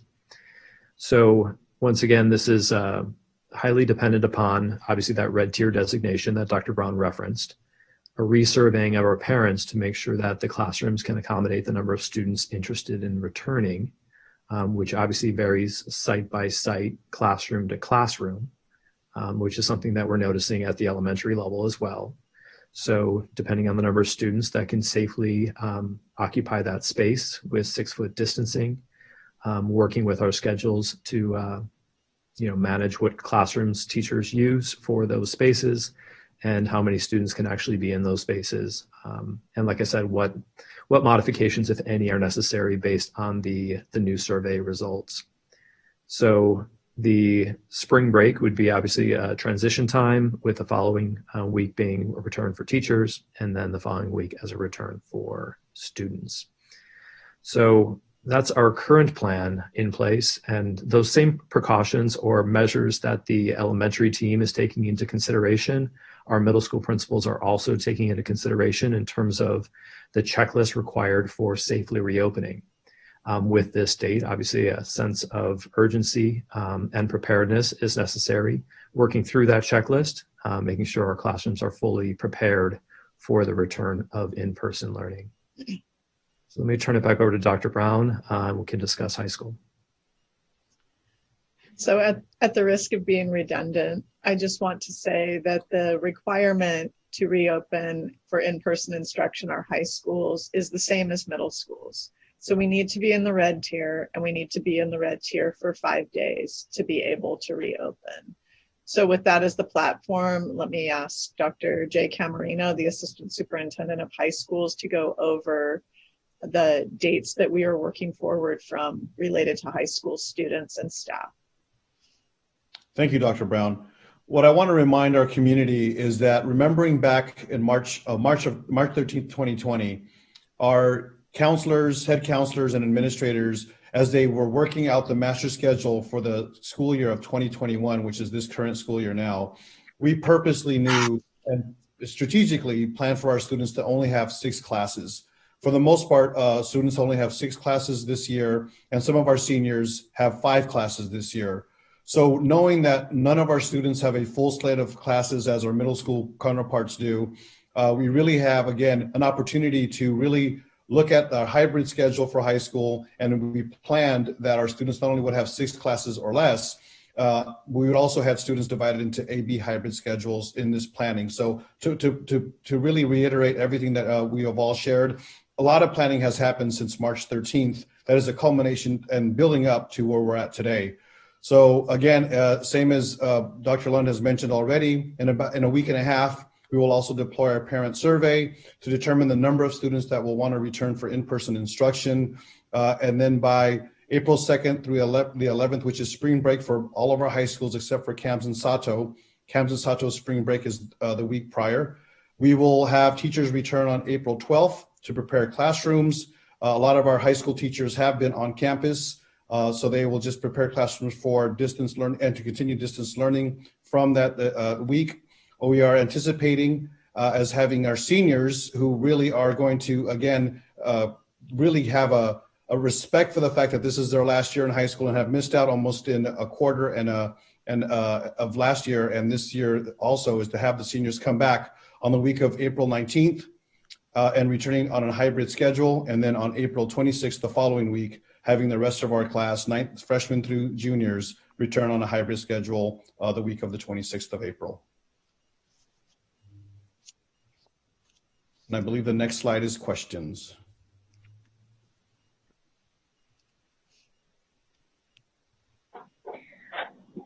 Okay, so I will be checking to see if we have board members with questions or comments. Would anybody like to start us out?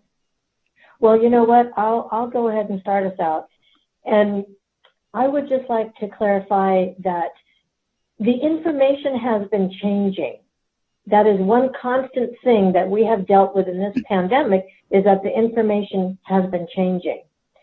So if everybody could keep that in mind as we report out, that we do have staff that have been on top of this, and we do have a plan that's been in place. And as you've heard, the plan has been revised over time because things are changing, the numbers are changing. So I just would like everybody to keep that in mind, you know, just to clarify that part of it. And then I guess my question would be to our staff, are there going to be opportunities for our parents to ask questions, and is there going to be an opportunity for a two-way discussion? I know that parents will have a lot of questions. We have more meetings before we actually are planning to bring back our students, but I know that parents have so many questions. So if somebody could address that for us. I'd be happy to start, and then anyone else obviously can jump in. You know, we've had the luxury of being able to hear from principals from schools around the state, frankly, through opportunities that LACO has put on, outreach that we've done. And so we've learned a lot from these schools and districts that have already reopened. And what we know is that that communication, the two-way communication, is critical. So in the coming weeks, every parent should expect to be able to hear from their school principal, to be potentially asking questions. So if there's opportunities for input from parents, but definitely to be providing very clear information. They can expect things like written communication. They could expect videos potentially being showing where on campus students may go. And so our principals are already planning for and are ready to implement their communication plans in the coming weeks so that parents, students, teachers and staff, all stakeholders have opportunities both to give input and to hear clear communication plans. Let me just add, thank you, Brian. I wanted to add that something that's important is that the guidance that schools are working with will be led from the district and from the health and safety protocols that we are working from. Schools are not making up ideas on their own that they're acting with. But to Mr. Moskowitz's point, we recognize that the subtleties of every school, which could be the number of students who are physically coming onto campus, it could be the way you enter and exit the campus. It could be multiple entrance and exit points, etc. The differences and unique components of every school really need to be best explained by the principal of each site.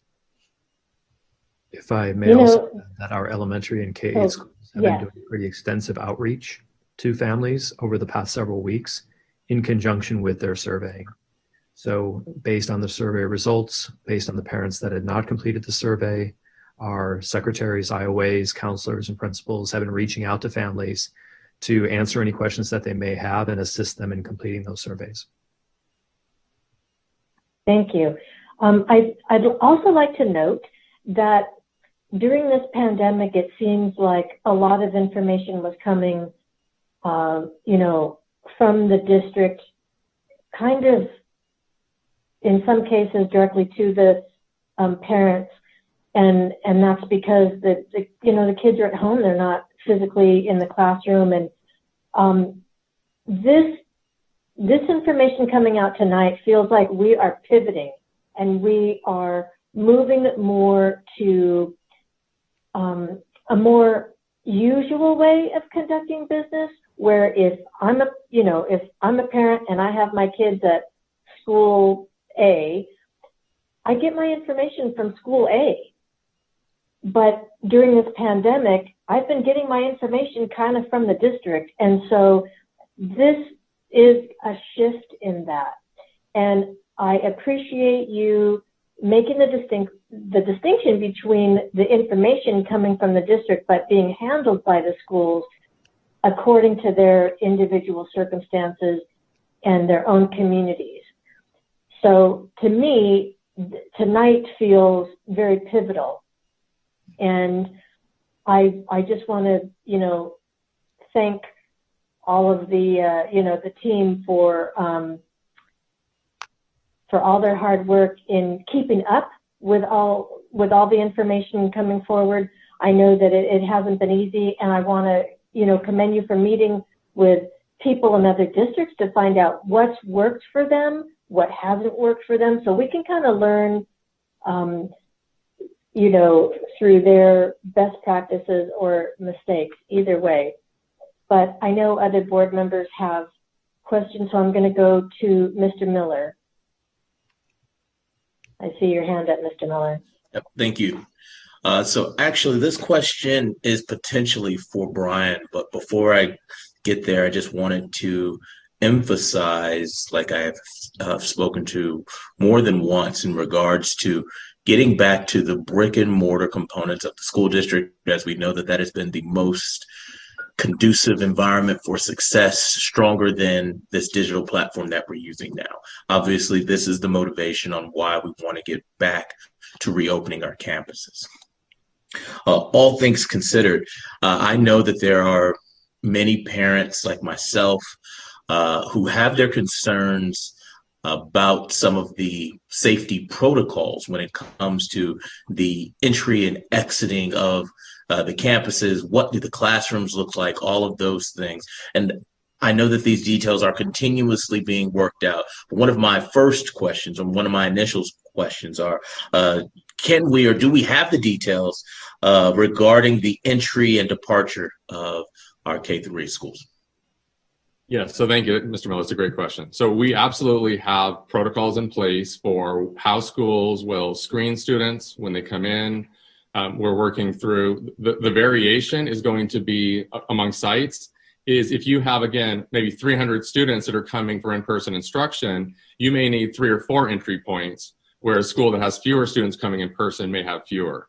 So the broad concept of screenings on a daily basis, of ingress and egress, of supervision that will be required for that, all of those details have been worked out and are currently being finalized at the site level based on the most accurate results that we have from the survey that closed this last Friday. So the nuances of it are going to be a little bit site specific, but the broad details have been worked out through our health and safety committees and have been communicated and are being communicated to our principals. Understood. And so when you're saying the nuances will be worked out from a site level, I understand. So I'm for example, I'm going to look at Lafayette, and I used to live darn near across the street from the school, and it would take cars 20 to 30 minutes to get to the campus before the pandemic. And so when I think about potentially being tested before you go into the campuses, I'm just curious if you have any information on what some of those nuances will look like to potentially expedite entry, things of that nature. Sure, absolutely. I mean, I can give you one concrete example of what it might look like differently from site to site. So you can imagine a school that would have 3 or 4 entry points so that students would spread out. And likely what you would see is maybe an alpha station. So A through J through this gate, L through P at this gate. And so families can come together through those gates, but it's spreading the whole school community across multiple entry points. So that's going to stagger people so you don't have everybody congregating in one place. You could also imagine at a school that has a direct access to a kindergarten yard, that parents might bring their TK or kindergarten students directly to the kindergarten yard, and the gate from the street into the yard, that's where the screenings will take place for that age level. So the variation is the number of gates you have is going to vary based on the number of kids. Some of our school plants are very different. You can think of an Oropesa that is bordered by some very busy streets. It's a little bit harder to get multiple access points versus maybe another school in more of a suburb that has more open streets, more access points. So there's going to be variation in that way. But I think that as a concrete example, alpha stations where kids are coming in families but staggered around the school campus. We've heard of other places where kids enter potentially with like a name tag, if you will. so that when they come on campus, staff can help them get to the right classroom. So there's a variety of strategies that we're putting into place to ensure that students are able to arrive safely, be screened safely, get on campus safely, and that, but the variation is really going to be dependent on the physical plant and the number of students returning to any one school.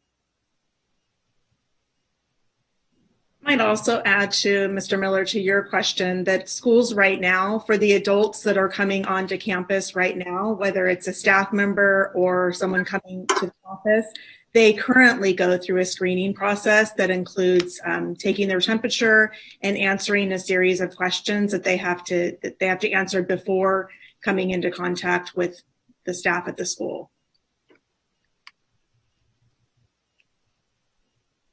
Okay. Mr. Otto, did you have a question? You're muted.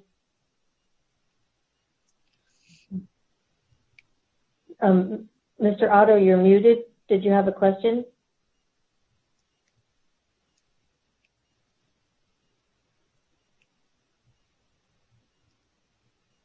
Mr. Otto, you're muted. Am I unmuted we now? can hear you now. Yes. Okay. Yes. So it's my understanding that this COVID case rate is based on county numbers, which is what's being used. Is that right? That's correct. Okay. Do we know what the Long Beach COVID rate is in the Long Beach area itself? I know we have our own health department, and I just wondered if we knew what that was. I have it in my mind that it was, at least several weeks ago, it was substantially higher than the county number, but I don't know what's happened in the last couple of weeks. It's been, the Long Beach rate has been trending with LA County, with slight variation as the rate in LA County has declined, the rate in Long Beach has declined.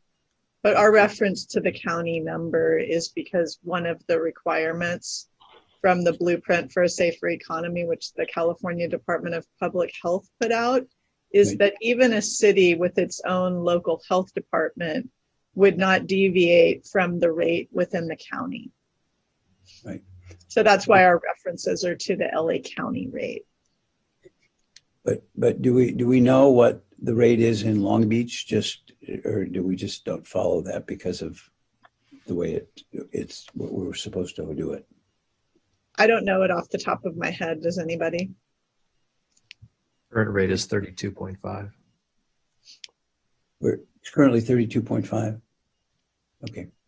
Now, and we did these parent surveys to determine the percentage of students returning to school for in-person instruction. Did we talk about in the survey the types of instruction? Meaning, I know it's hybrid, but I don't. When they come back, what do they expect? Is it hybrid, 5 days a week, 6 hours a day, or what is it? I know we've got answers to that.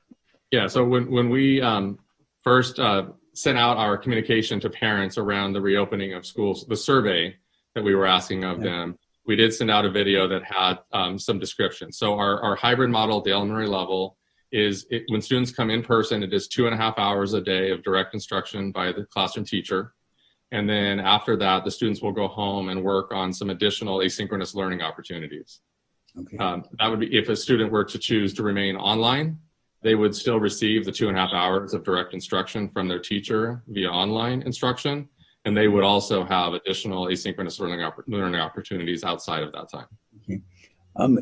Is that district-wide, or is it implemented differentially in different parts of town based on other information?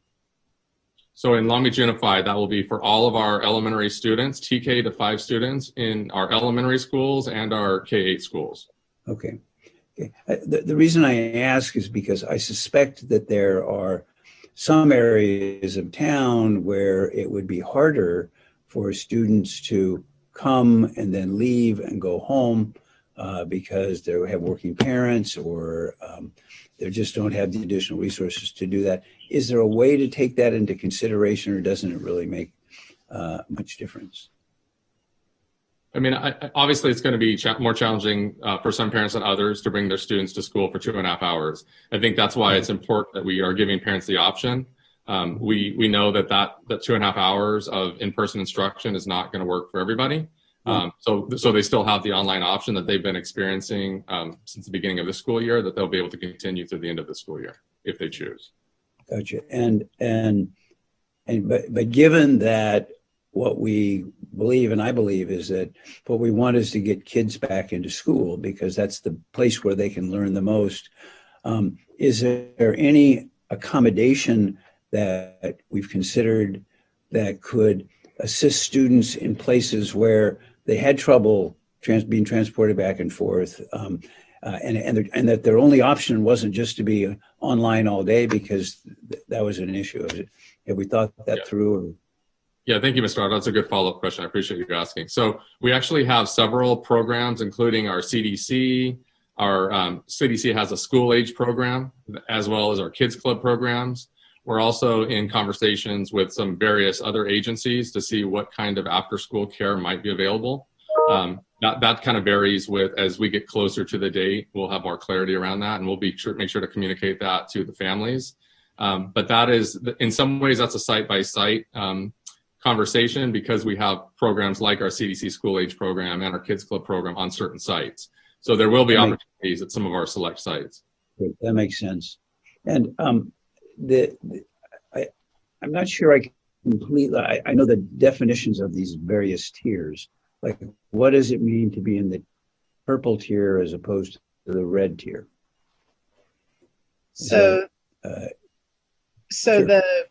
Again, referencing the Blueprint for a Safer Economy, right. There are 4 tiers: purple, red, orange, and yellow.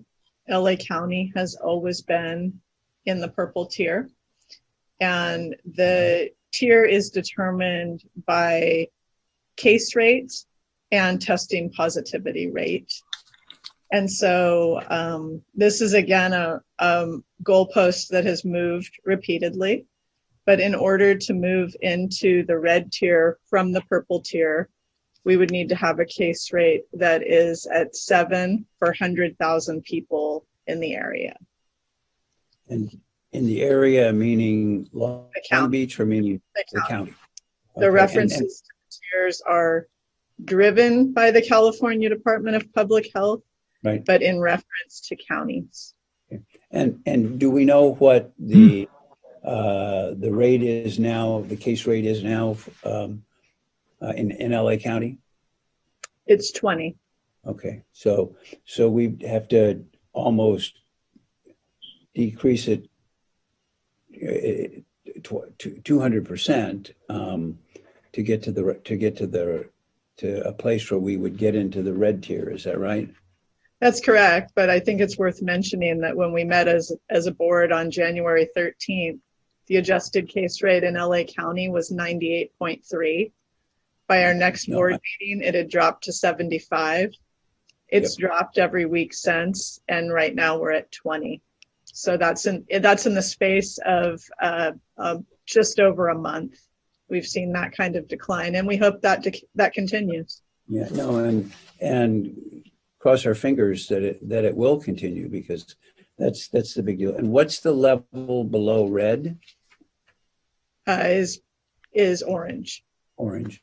And what's the difference between red and orange in terms of the case rates? Mr. Otto, you're testing my memory in some good ways on a moving target. So I'll look that up right now, or I'll defer to any of my colleagues who may have the information right in front of them to answer. I believe, Mr. Otto, I know for high school, orange means football. So trust me, for the high school level, orange is football. I believe that adjusted case rate was below 4, Tiffany. Okay. No, and I'm just trying to get a sense of what the movement's likely to be in a moving target always. And then we're going to do these surveys for middle schoolers from March 1 to the 26th, these parent surveys, to determine the percentage of need. And I'm curious as to how those surveys are done, because I would suspect that the opportunities for being in school and the transportation and all those things would be factors. And so the surveys would need to be done in such a way that you can tease out what it would take to, for example, under what circumstances would parents want to return their kids because they didn't have transportation or or any number of things. I just don't know, but I don't know what the surveys are, but I know you guys are thinking about these things. I could briefly answer that at the middle school level. During our summer survey last year, parents had three options. They had a hybrid option, which was essentially this A-B schedule that I referred to earlier, where they would attend schools twice a week. They had an all virtual option for parents that wanted to keep their students in front of an LBUSD teacher in an all virtual setting. And they had an independent study option. Our resurveying, they will also have those same three options. So none of our models have changed. It's really just reconfirming the model that we originally placed them into, really to accommodate the in-person hybrid model when it comes time for that reopening on April 20th. Yeah, and I don't know that there's an answer to this question, but I wonder whether people's parents, if you will, ideas have changed over time based on their experiences with the hybrid system, with online learning and things like that. I assume it has. I've got a couple of grandkids that are staying with us, and at the beginning, we thought they would tear their hair out, but by now they really like it. And so, speaking of moving targets, it's like online learning in college. It was inconceivable, and now we have online colleges. So I'm just curious. I don't think there's an answer to that, but do you have any? Refer to Chris Brown. Chris Brown can talk about at least the elementary data that we've collected and what percent of students or parents actually change their mind based on the survey. Yeah, absolutely. I mean, and you bring up, Mr. Otto, a great point about, the times have changed between August survey and now, which is the point of us resurveying. But for the K through 5 students who just resurveyed, we did have some change their position from where they were in the summer. In fact, we had about 46% of those who made a change chose from having said they would like to be in person in the summer to saying they would now like to be online. And that was about little under 3,400 families.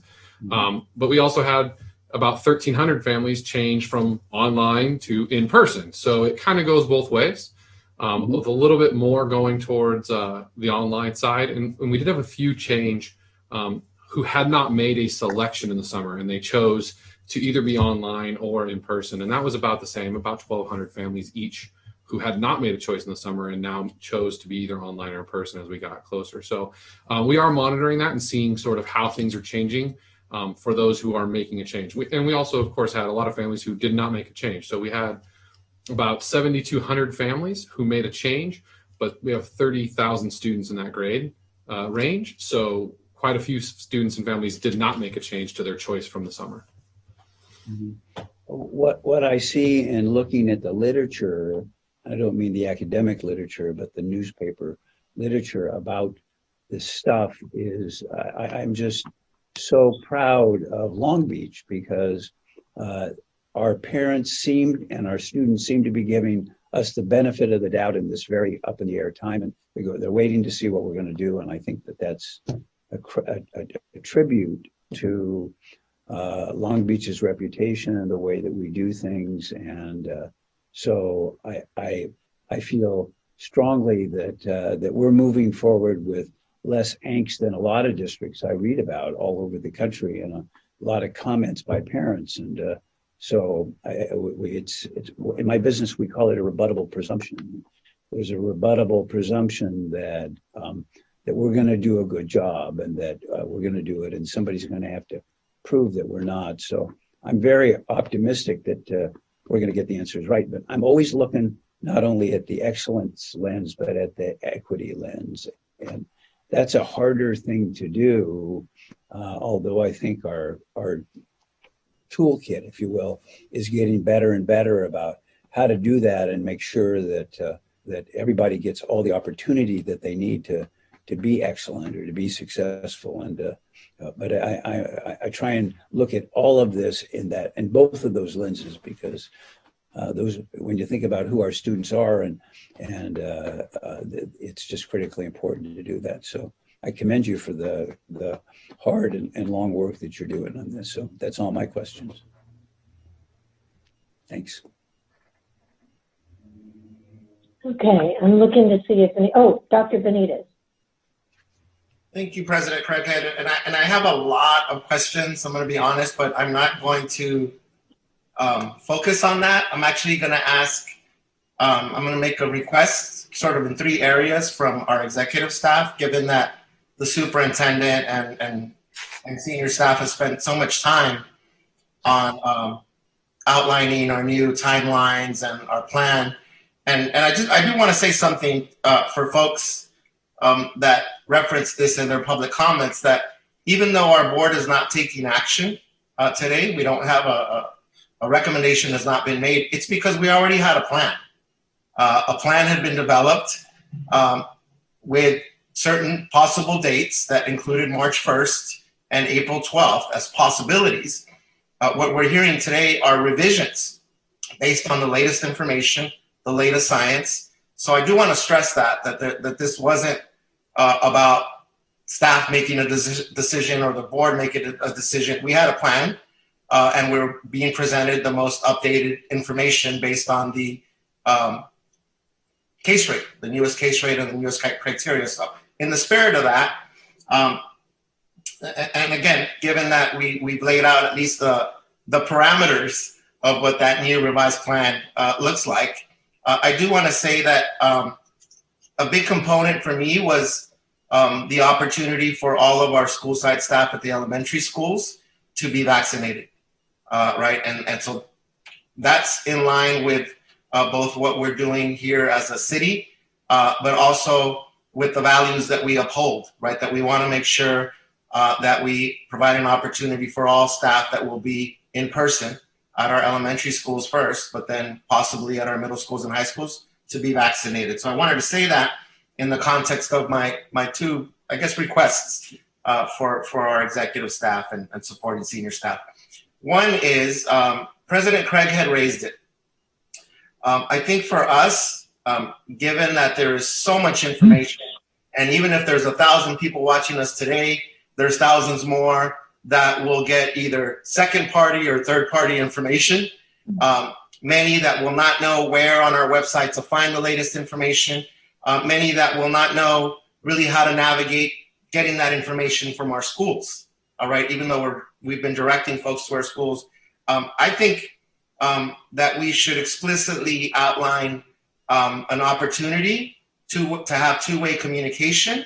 And my suggestion would be that we do that by area, right? That we either have some kind of town hall or listening session where we're gathering not just questions, but that we're able to provide sort of real-time, on-the-spot information, refer them to videos and data and the PowerPoints that we already have.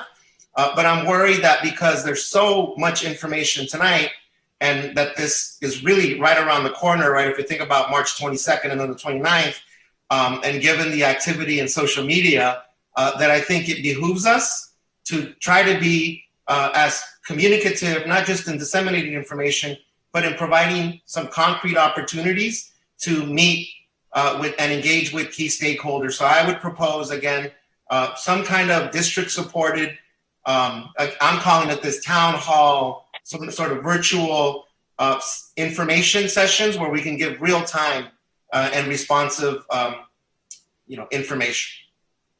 The second is, and it's related to this, I appreciate Brian, Chris, Jay, we dug into the weeds a little bit, but I think, again, it behooves us to just provide a minute by minute. This is what it will look like at a school site that has 200 in-person students. with, some kind of visuals, diagrams, bullet points, something that we can all reference, share, that there's some consistency, because there's so many unanswered questions, even if we host, info sessions or town halls, that I think just having as many accessible materials in every language that we can produce with as many sort of visuals. And I think for me, the minute by minute breakdown, right? What happens at drop off? Where do students go at 8 o'clock or 9 o'clock? What if a student was online and the family changed their mind to be in person? What teacher options or possibilities are they going to have? Lunch, what happens there? And we know on our end, what do those 2.5 hours look like, right, in terms of synchronous? So I think, again, this provides us an opportunity to gather the information and the questions from what I'm proposing to be some kind of engagement info sessions, and then put together, based on that, some visuals, some diagrams, some quick one-page facts that we can use in complement and in concert with the other communications that we're having. So that's my second one. And again, President Craig, I'm mindful that I got a bunch of questions, but I'm just going to push on a third one here. The third one is, I don't want us to lose sight, and I'm not suggesting that we're doing that, but today we were emphasizing in-person return to schools, that particularly in my area, in the area that I represent, not only did we have a lower response rate in the surveys from the schools that I serve and the communities that we serve, but we also had a lower percentage of families choose the in-person option at many of the schools. I think I have 5 schools that their in-person option was below 40% in my area. And so I would like, because these things are moving fast, if it's possible by our next board meeting, that first week of March, some kind of reported update on what we're going to do for those families and students that are going to remain online or change their mind from in-person to online, for these 3 reasons. And the data that we have, thank you for giving us the school by school breakdown, because that's what I'm basing it on, in the geographic breakdown.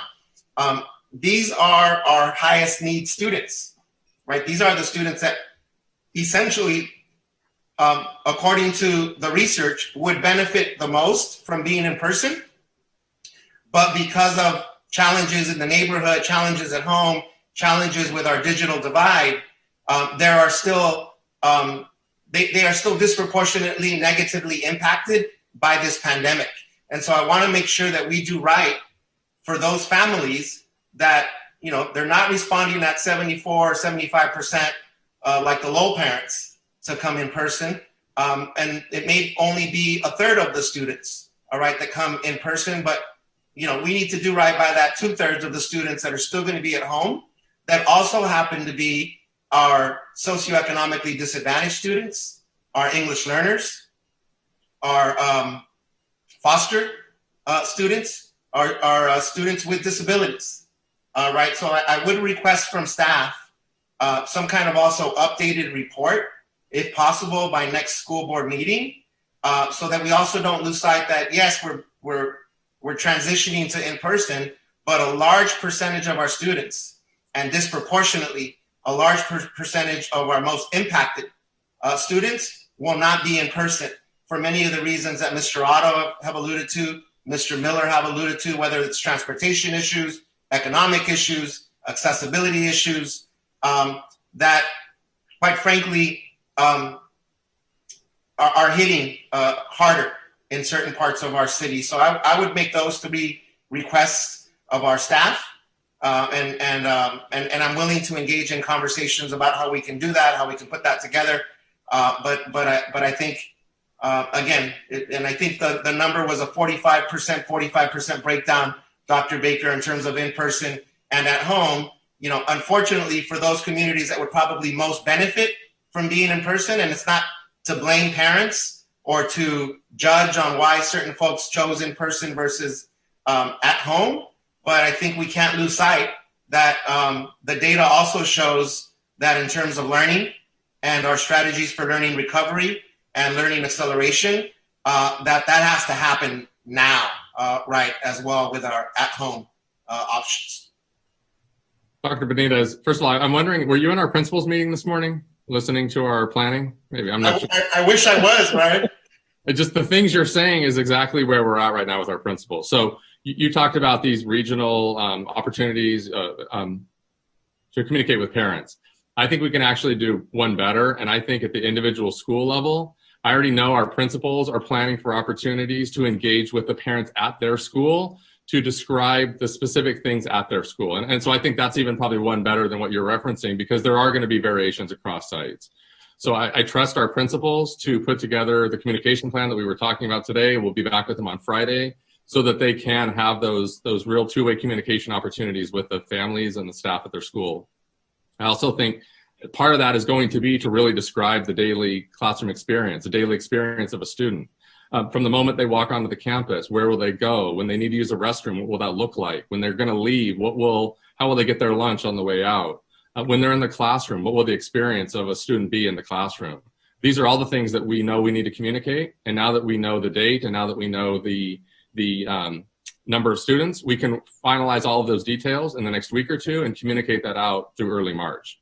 So I appreciate that. And then the last thing I'll say, based on your third point, obviously moving to distance learning was not easy in the spring for our teachers, and even into the school year. A lot of challenges and a lot of hard work they put in to really learn the craft of providing high quality online learning. And they've done really amazing work. And it's been my pleasure to be able to see some of that when I'm in Zooms with teachers, some really exceptional online instruction happening. So I anticipate that that's going to continue. Yes, I mean, you know, whether we say it would be better for some students to get in than others, I think the reality is parents have made their choice, and we're going to do everything we can to ensure, regardless of the educational setting, we're going to provide that high quality educational experience. So it won't be easy, but I have faith in our teachers with the work that they've done so far, with our principals and leading them, that whether they're in person or online, that students will still, as best as we can, provide a quality online experience. Also, just thank you. Mrs. Craighead, you used the term pivoting back to communities and to schools, and I think Dr. Benitez, what you just asked and what Mr. Moskovitz answered is an example of shifting or pivoting to schools being at the center of families' lives and of communication, and being able to personalize and really, with a name and a face and the environment that families will recognize. If they're showing a protocol of how you walk up to a gate, it's actually going to be at the school that they'll recognize. And so this is an important transition at this point that we're ready for. And just to highlight that, Dr. Baker, it was very difficult for principals to have all the information all the time, right? So what I'm emphasizing here is that what I'm hearing from parents is that they oftentimes would try to get the information from the school, and I'm actually glad that misinformation wasn't given out, but that there was a lack of clarity around some of these questions that were still being developed, right? So I think it's also about building trust back with parents, right? Because they have been relying on district communication, right? And they haven't really been having that kind of communication, at least systematically, right, with the school. So again, this is an opportunity for us to address language accessibility, address technology accessibility. So folks weren't able to fill out the survey for technological reasons. Let's get back on the phone, right? And if we're going to be in person, let's set up opportunities for a parent and a student to come and check out what's going on at the school and be able to ask questions in person. So I know that that's implicit in what all of you are saying, but again, I'm looking at this as an opportunity to engage with folks that have been struggling hard, right? And through no fault directly of our system, but we have cracks in our system, all right? So now's the time to genuinely, authentically rebuild some of that trust and some of that communication infrastructure. Yes, yes. Ms. Kerr. Yes, thank you. The good thing about doing this at the end is that my colleagues have talked about so many things, which I think speaks to the good governance practice that we really want to have, is that we are all trying to think about all of the things, that we're not singularly focused on just what's important to me, Megan, but that we're looking at this as a group. So thank you to my colleagues for asking much of the information. I also have some questions that are in the weeds that have already been answered. And in the course of the conversation, I understand that they will be answered really specifically to students and families in different ways than this forum. But I did want to acknowledge that I understand the frustration with the information. We know that the tension has been building around this meeting and this information with the county announcement on a holiday of all days when there was no way to communicate with each other. But I just wanted to remind folks that our meetings here are the public meetings of the Board of Education. And so information like this is information that the board needs in order to start to make decisions and to give approval for things that are happening. And so for as hard as it is to not hear it from a specific person, your principal or your teacher, that this is the format that exists. So now that this is out in public domain, we can have really robust conversations and we can answer those questions and we can address concerns that we may have not thought about that so many of you have brought to us via email or social media or text messaging. So I want to thank you for being patient with the way that information gets processed. And I look forward to a robust conversation moving forward. I think for me, this pandemic pandemics aren't perfect, and neither are the ways that we respond in the way that I have responded over 9 months. And with that comes discomfort and lack of control. So I acknowledge that in not knowing all the answers, even tonight, is something that I need to work through. And so I ask for some patience on that. I know we've been asking for patience with each other for a long time. But it feels like there's some momentum now to have good conversations that are productive. I want to thank the city leadership and the health department for doing something that, as you said, Dr. Baker, very few jurisdictions have been able to do. Many of them say they value education, they value their educators, and we have a mayor and a health department and city council who have said, yes, we really do. And the way that we show that is by acknowledging that it's important for teachers to be vaccinated. So thank you to the city and the health department for bearing that infrastructure burden. We know some districts are trying to take on their own vaccination programs, and I am grateful that that is not an infrastructure that we needed to take on because our city, as you said, has come beside us to partner. And that's been incredibly important to me, and I know to our teachers. So I just wanted to make sure to express that gratitude to that partnership. We know that there are folks out there chattering as we're having this conversation about the pros and the cons of everything we've said, and that they've read. And I know for a lot of our community and parts of our cities, this doesn't feel like a good choice. It's hard. They tell us that their students struggle with online learning, but that the idea of going back to school creates a lot of anxiety. And so we know that in this movement forward, there are a lot of feelings. And for a lot of people, they're not necessarily the best. And so this is one of those moments that's really difficult, but it bears out that we can't let the perfect be the enemy of the good in this, and how we meet the needs of students in this moment is most important. So thank you to staff for providing us with the details around students most impacted and the choices that their family will make. So all of that to say, acknowledging this is a difficult moment, as hopeful as it is, and as much as it is where we knew we wanted to be and where we've always been working to go, that there's still some anxiety in this moment. I will add on, I talked to Mr. Moskowitz after our last meeting, that idea of families needing to know what a day looks like and how important that is. I even joked that we have some really creative students in this district who can probably animate something for us or build it on Minecraft or come up with these really creative ways of what their school site might look like. And working with people who are willing to help us do that work so that families can feel comfortable in every moment when their students are on site. I just sent my daughter back to school. I had to put her on a plane in a big airport and trust that when she is received 3,000 miles away, that there will be protocols in place that keep her safe.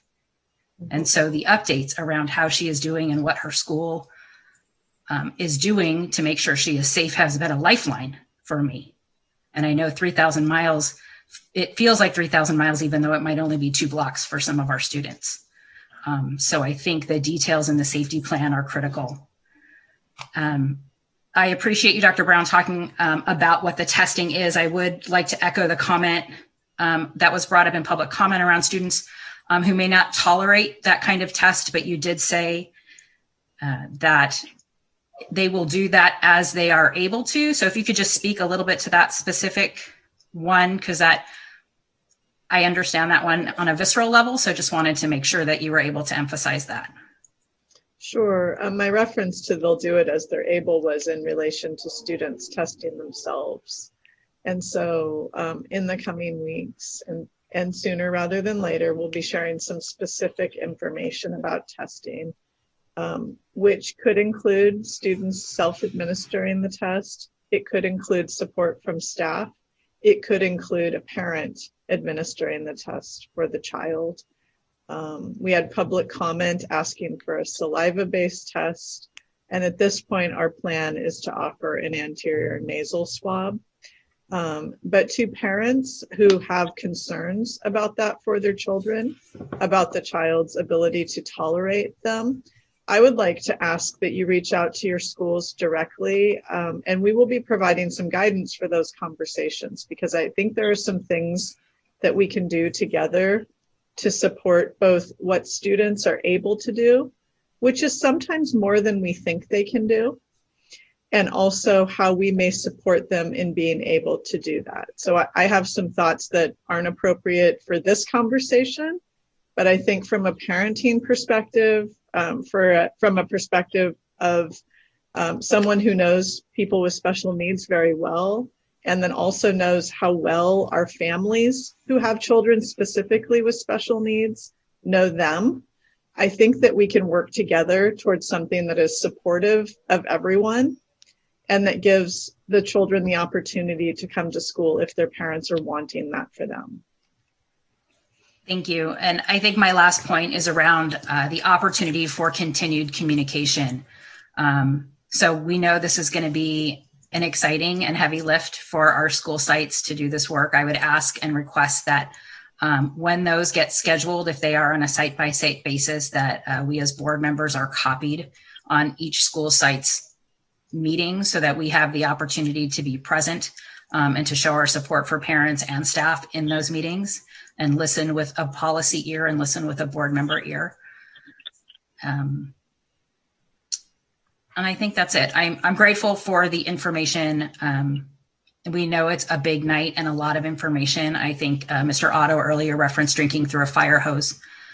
So we know as we have planned for this for 9 months, it's different now that it's here. And so as we move forward, I want to acknowledge all of the trepidation and excitement that's happening out there and assure people that we really do want to engage and continue to hear concerns and thoughts as we continue the planning process. But thank you to staff. Mrs. Craighead, if I may, Dr. Baker began the presentation with some comments around balance. And I think that balance with the things that we're planning and with one another is what we continue to seek. We've heard throughout this experience and even in public comment tonight, a message of parents saying, open schools, schools should have been opened. We've heard parents say, please don't open schools. We've heard teachers say, don't bring us back to school. We've heard teachers say, I want to be in front of my students. And as a public school district, our obligation is to everyone. And so what we continue to seek is the balance in all of those things. And our hope this evening is that we can go forward together, searching for that balance that will give opportunity to everyone for some of the things that they need, recognizing that no one is getting all of exactly what they want. So I really appreciate everyone's comments and questions, and we look forward to moving forward in balance together. And so with that, we will move on to business items unless there's anything further. And I'm looking, so we're going to move to business items. Thank you, everybody. Thank you for the update. Thank you for all the work that went into that and all the questions. And this is a conversation that will continue, so we will be going forward with this item on the agenda so that everybody will have an opportunity to join the conversation. Okay, so business items, personnel, Mr. Miller. Thank you. I present the following proposed actions prepared by the Assistant Superintendent of Human Resources Services, approved and recommended by the Superintendent. First, I'll start with the classified and exempt personnel. Appointments, 12. Leave of absence, 11. Resignations, 7. Retirements, 10. And amendments, 3. With certificated personnel, the appointments, 16. And service changes, 1. Leaves of absence, 6. Release of temporary contracted employees, 5. Resignations, 6.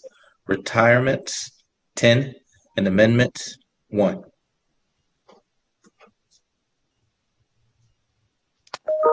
Move to approve. Second. Discussion. All in favor, Dr. Benitez.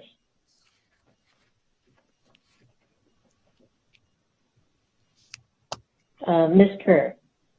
Aye. Mr. Miller. Aye. Mr. Otto. Aye. And I vote aye. So hearing no opposition or abstentions, that passes 5-0. Instruction report. Move approval. Second. Discussion. All in favor, Dr. Benitez. Aye. Ms. Kerr. Aye. Mr. Miller. Aye. Mr. Otto. Aye. And I vote aye. And hearing no opposition or abstentions, that passes 5-0. Finance report A. Move to approve. Second. Discussion. All in favor, Dr. Benitez. Aye. Ms. Kerr. Aye. Mr. Miller. Aye. Mr. Otto. Aye. And I vote aye. So hearing no opposition or abstentions, that passes 5-0. Finance report B. Move approval. Second. Discussion. Yes, Madam Chair, I recuse myself from participation in Finance Report B on the consent calendar. I have a potential financial interest under Government Code 1091 and 87100. My husband works for a subcontractor who has done work for the payees. All in favor, Dr. Benitez. Aye. Mr. Miller. Aye. Mr. Otto. Aye. And I vote aye. So that passes 4 with 1 abstention. Business Department report. Move approval. Second. Discussion. All in favor, Dr. Benitez. Aye. Ms. Kerr. Aye. Mr. Miller. Aye. Mr. Otto. Aye. And I vote aye. Hearing no opposition or abstentions, that passes 5-0. Purchasing and contracts report. Move approval. Second.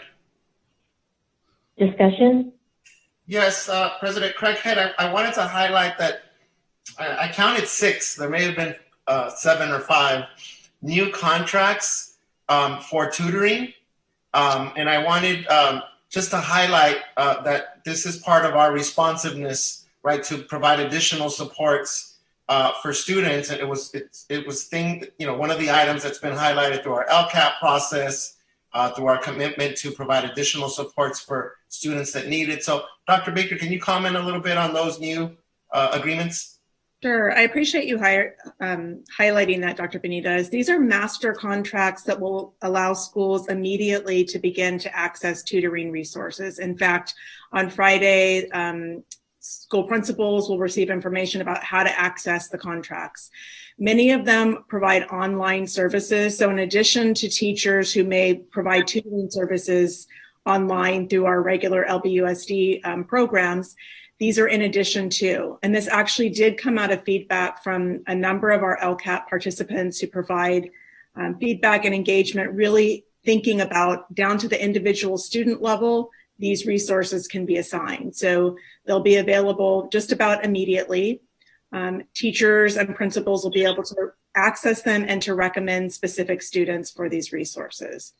We also anticipate building on these contracts for summer, as we are in the development of a learning acceleration, supports, and enrichment plan that will be activated come summer with summer's experiences and into next year. So this is the beginning of a number of resources that will come to the board for approval, and using some of our CARES money and other resources to think about learning acceleration and support to our students. It's great to hear, Dr. Baker. Thank you. Thank you. Okay, all in favor. Dr. Benitez? Aye. Ms. Kerr? Aye. Mr. Miller? Aye. Mr. Otto? Aye. And I vote aye. So hearing no opposition or abstentions, that passes 5-0. Next, we have superintendent items. We have no items tonight for this part of the agenda. Okay, unfinished business, we have none. New business, Dr. Brown, do we have an update? No update tonight. No update tonight. Thank you. Report of board members. Let's start with Ms. Kerr. Thank you. I don't have much other than I want to congratulate our national board certified teachers who attained that for the first time and those who renewed. It was said during the presentation that that is a monumental lift for teachers to do to improve their practice to benefit our students. So I am grateful for the additional time and hours and hard work that they put into that to achieve that for themselves and especially for our students. So thank you during a time when there is a lot on your plate that you continued to strive for even more excellence. So congratulations to them.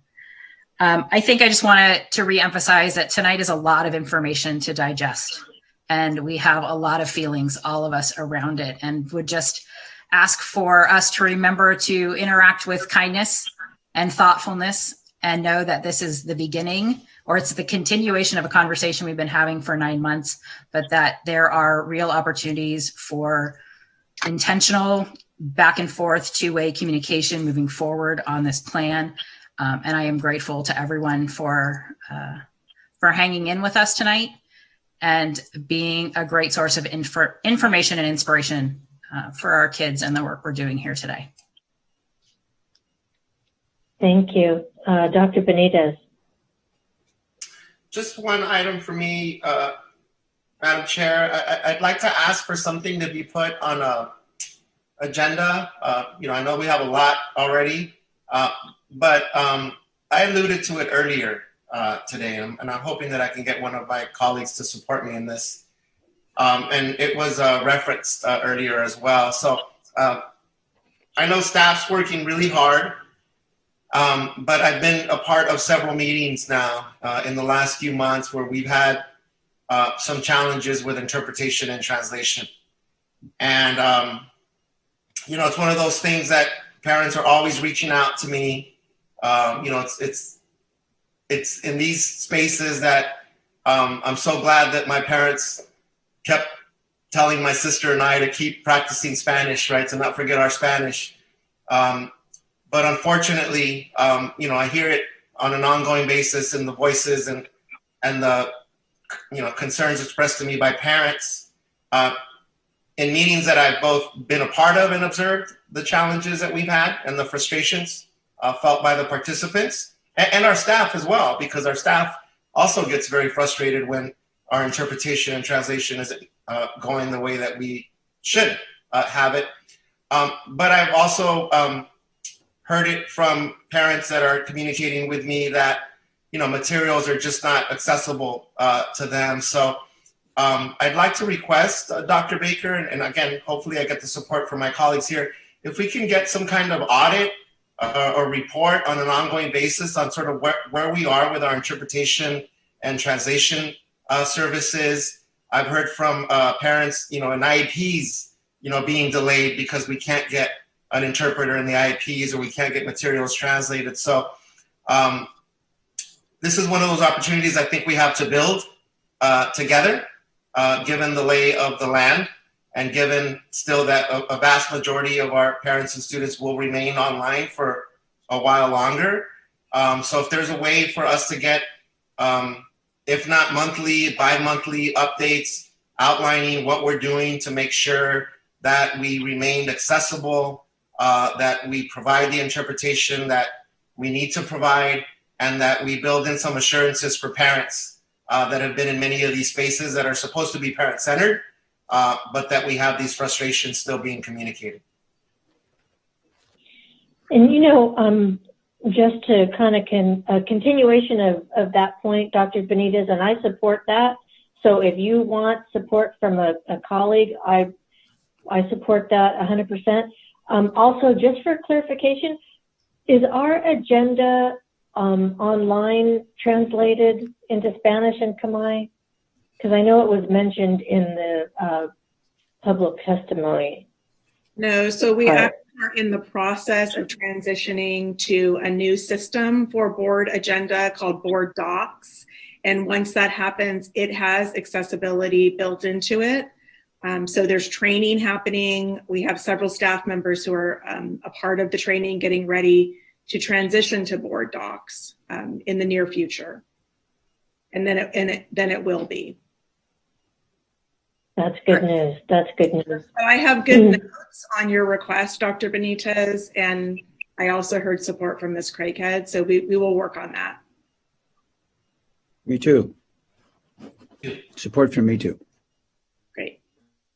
And I'll just add on it. I know, I think that's an important piece so that we understand who's responsible for which translations, because I know there are times when we are not in-house translating, and sometimes when something like that happens, it's 100% out of our control because something happened with whomever we're contracting with. So I think for transparency, that's just an important piece for all of us to know as well. Thank you. Thank you. Mr. Otto. I really don't have much to say except that I have been through my third onboarding session. I think all the sessions are terrific. This last week, it was curriculum, instruction, and professional development. And the most significant thing about it was that I had all these questions at the end of it that I forgot about because there was so much stuff going on that I wanted to circle back and do, and I will. But I'm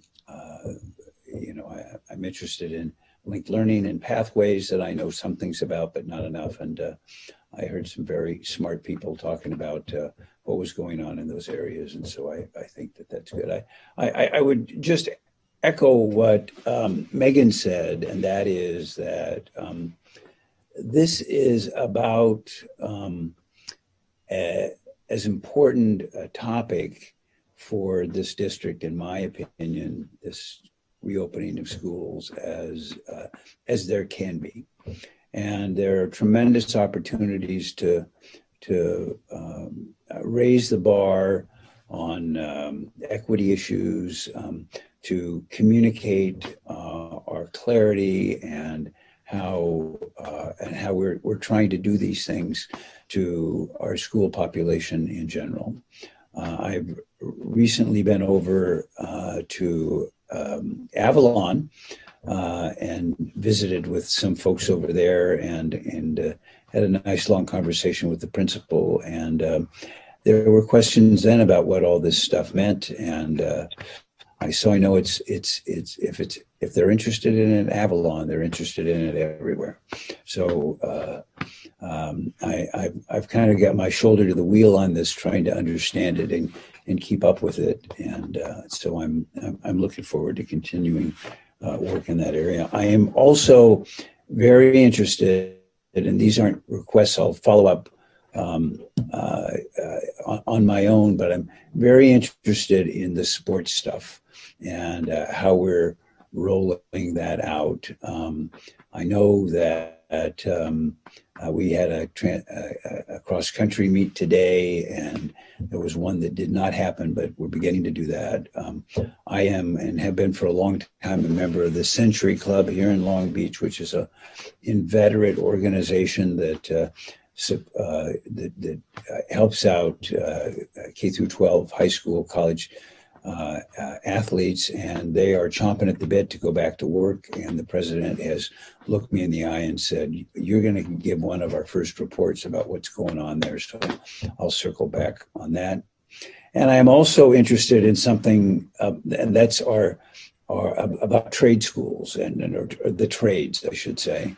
And I understand that's in a number of different places, the work that we do in the district. And I've had several inquiries from constituents, and so I'll double down. I have been working on getting my Long Beach Unified office at the Ed building in shape so that I can keep some files there on some of these issues and arrange a place for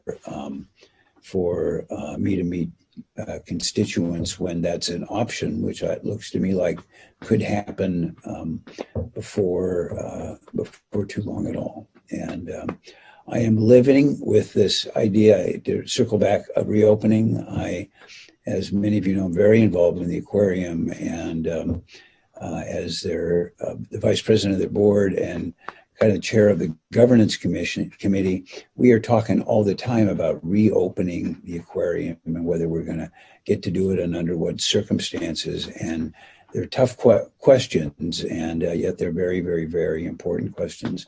And I had the same issue at my church where we thought we knew what the rules were, and then 10 days ago, the United States Supreme Court changed the rules about whether you could do religious services indoor, and we have tenants that want to do it, and we don't, and we have members of our congregation that want to do it, just like parents and students here want to do it. So it's on everybody's mind when it's going to return to normal, or as close to normal as possible with the variations. But I'm very interested in this, will continue to be. So that's all I have. Thank you. Mr. Miller. Thank you, Madam Chair. First, I would like to wish everybody a happy Black History Month. I am going to speak to, kind of in the spirit of Black History Month, I'm going to be working with Councilman Al Austin of the 8th District in hosting the Black College Fair on March 27th. This is a great opportunity. For those that don't know much about the Black College Fair, it is a consortium of multiple HBCUs, which stands for Historically Black Colleges and Universities. These colleges are fantastic, man. A lot of them are smaller in size, but the part that is powerful is that a lot of these colleges were started right after the Civil War, when African Americans were looking for an opportunity at an education. Now, obviously, after the Civil Rights Act of 1964, they had an opportunity to attend some of the other colleges, but these colleges were able to still persevere. And so we've seen not only some fantastic athletes come from some of these schools, like football players like Jerry Rice, but we've also seen some great people from our political spectrum, as our own vice president and Miss Kamala Harris came from an HBCU. So it's a great opportunity for those looking for the college experience from an African-American lens. I definitely suggest attendance to this college fair, which will be hosted virtually as of right now. It'll be through Eventbrite, and more details will be going out momentarily. But I did want to share that opportunity. Also, I've had a little bit of progress from my communications plan that I stated from my last board report, as I'm still working with my team and getting my website and my e-newsletter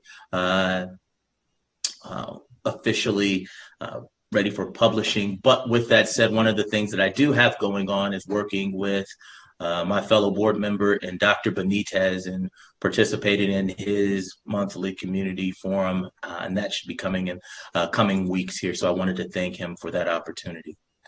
Lastly, I'm going to do a shameless plug here and want to wish a happy birthday to the 1978 cheer captain in Penny Jones, or Penny Miller, and my mom. Today is her birthday, and unfortunately I'm here at the board meeting, but I wanted to wish a happy birthday to her. That's all I have. Thank you. Thank you, Mr. Miller. So I'm assuming she was class of 1978? Yes, at Poly High School. Okay, well, that means... And by the way, she will never let me live that down. She shows me photos of that all the time. Apparently, she was an awesome cheerleader. Well, you know what? Class of 78, that was a good year. That was my year also. So we're not going to talk about how I'm old enough to be your mom. Okay, so it's my turn for the report. And I want to talk about the Founders Day event that Long Beach Council held. And Dr. Benitez gave some remarks at that event. It was virtual, but I thought it was very nicely done. Dr. Benitez, I enjoyed your remarks. You talked about how proud your daughter is of her mom as a PTA volunteer. And I think that's one of the reasons PTA volunteers volunteer. We do it for our own kids, but then we see how it affects the other kids, and then it snowballs from there. But the Long Beach Council PTA was celebrating their Founders Day, which is the founding of PTA back in the late 1800s. I won't get into it, but Sheena Dennis did a really good job with the history of PTA, and I always enjoy that event. Let's see. Also, I would like to thank Miss Nina Jackson for extending an invitation to the California School Library Association's annual conference. And I attended a virtual conference on the Digital Citizen Summit. Wow. And there were different workshops on, school librarians. There was one workshop that was presented by a 9-year-old girl, a girl named Charlotte from, I think it was New Hampshire. And she talked about her needs as a student. And she presented things like she needs that one-on-one time with her teacher, those kinds of things. I know we're going to hear a lot from Charlotte in the future because this 9-year-old girl was more poised, mature, intelligent, charming, adorable. I can't say enough about her. That was incredible. And then there was another workshop I attended that was presented by a woman named Jordan. And she spoke through her iPad. She's non-communicative, non-verbal. She's an autistic individual. When she went through school, she was treated as though she couldn't be taught. And we heard about her frustration of not having any expectations, but she couldn't communicate that. And so it wasn't discovered until she was 18 years old that she has a bright mind. It's inspiring as much as heartbreaking, you know, her story, because we are, I don't know, it's just hard to imagine that that there's somebody who could go through life being treated a certain way and they're kind of trapped inside their own body. And but the good news is it was discovered. She was able to communicate, and it was so inspiring to hear about her story and her journey. And so I really want to thank Nina Jackson for extending that invitation, because it was an incredible experience to hear all these things.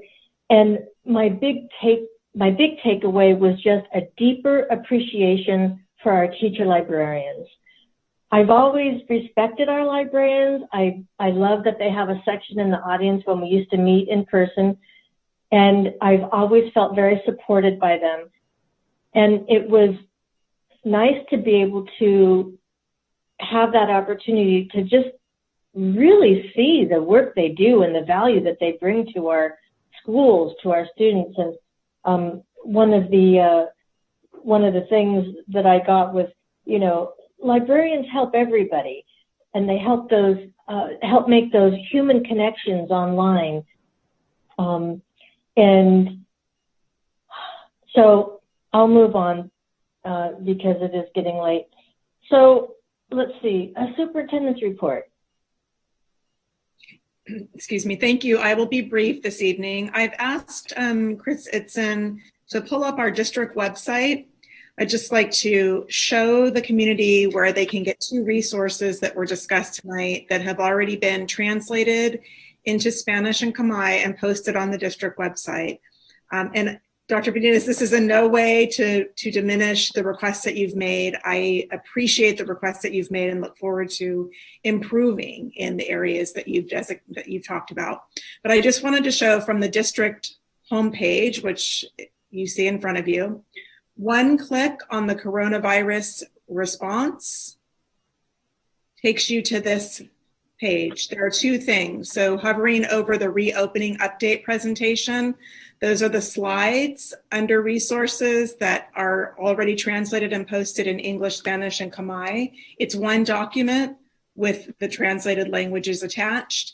And then many of the safety protocols that are currently used in schools for staff that are teaching from their schools, sanitization information, and other details that many of the public would like to know are in the school opening and safety plan that has been revised, where you see the picture of the student with a mask on. So there's the English version, the Spanish version, and the Khmer version that have been posted. I just really want to encourage our community. That's a resource that answers a lot of the questions that have been asked, and we will continue to build these resources in the days ahead. So thank you for the opportunity to share that. Thank you, Chris, for pulling that up for us tonight. And that's my report, Mrs. Cricket. Dr. Baker, just to clarify, the online version of the safety plan has been updated with all of the new requirements. So anyone who may have a hard copy of what was printed in September, October-ish, that is no longer the most updated version. It is, the online version is the most updated version. That's correct. And it's easy to spot with the new cover. So just at a glance, you'll be able to see if you're looking at the old version or if you're looking at the revised version. So thank you for noticing that. Thank you. Okay, so announcements. All right, I would just to extend best wishes to those of us who are observing Ash Wednesday. And in honor of Black History Month, I'm going to share a quote that I gathered from the California School Library Association conference. And it is this: a single tree does not make a forest. A single string does not make music. And that's a Nigerian proverb. And I think it's very apropos for this group because we work together as a team, and it's more than just one person. It's everybody working together. Any other announcements? Okay, with no objection, we will adjourn the meeting. And tonight I'd like to adjourn the meeting in honor of Eunice Sato. She passed away this last weekend, and she was an incredible woman, the first female, first Asian mayor of the city of Long Beach. She was also a Long Beach Council PTA president, you know, back in the day, and also a woman that we named a high school after, and it's our first school named for an Asian American. She was a wonderful woman. She passed away this last weekend at the age of 99. And I think she was only a few months away from her 100th birthday. So she is somebody we will miss. She was an incredible part of the community, an incredible part of Long Beach. So I'd like to adjourn in her honor tonight. So thank you, everybody. And we are adjourned.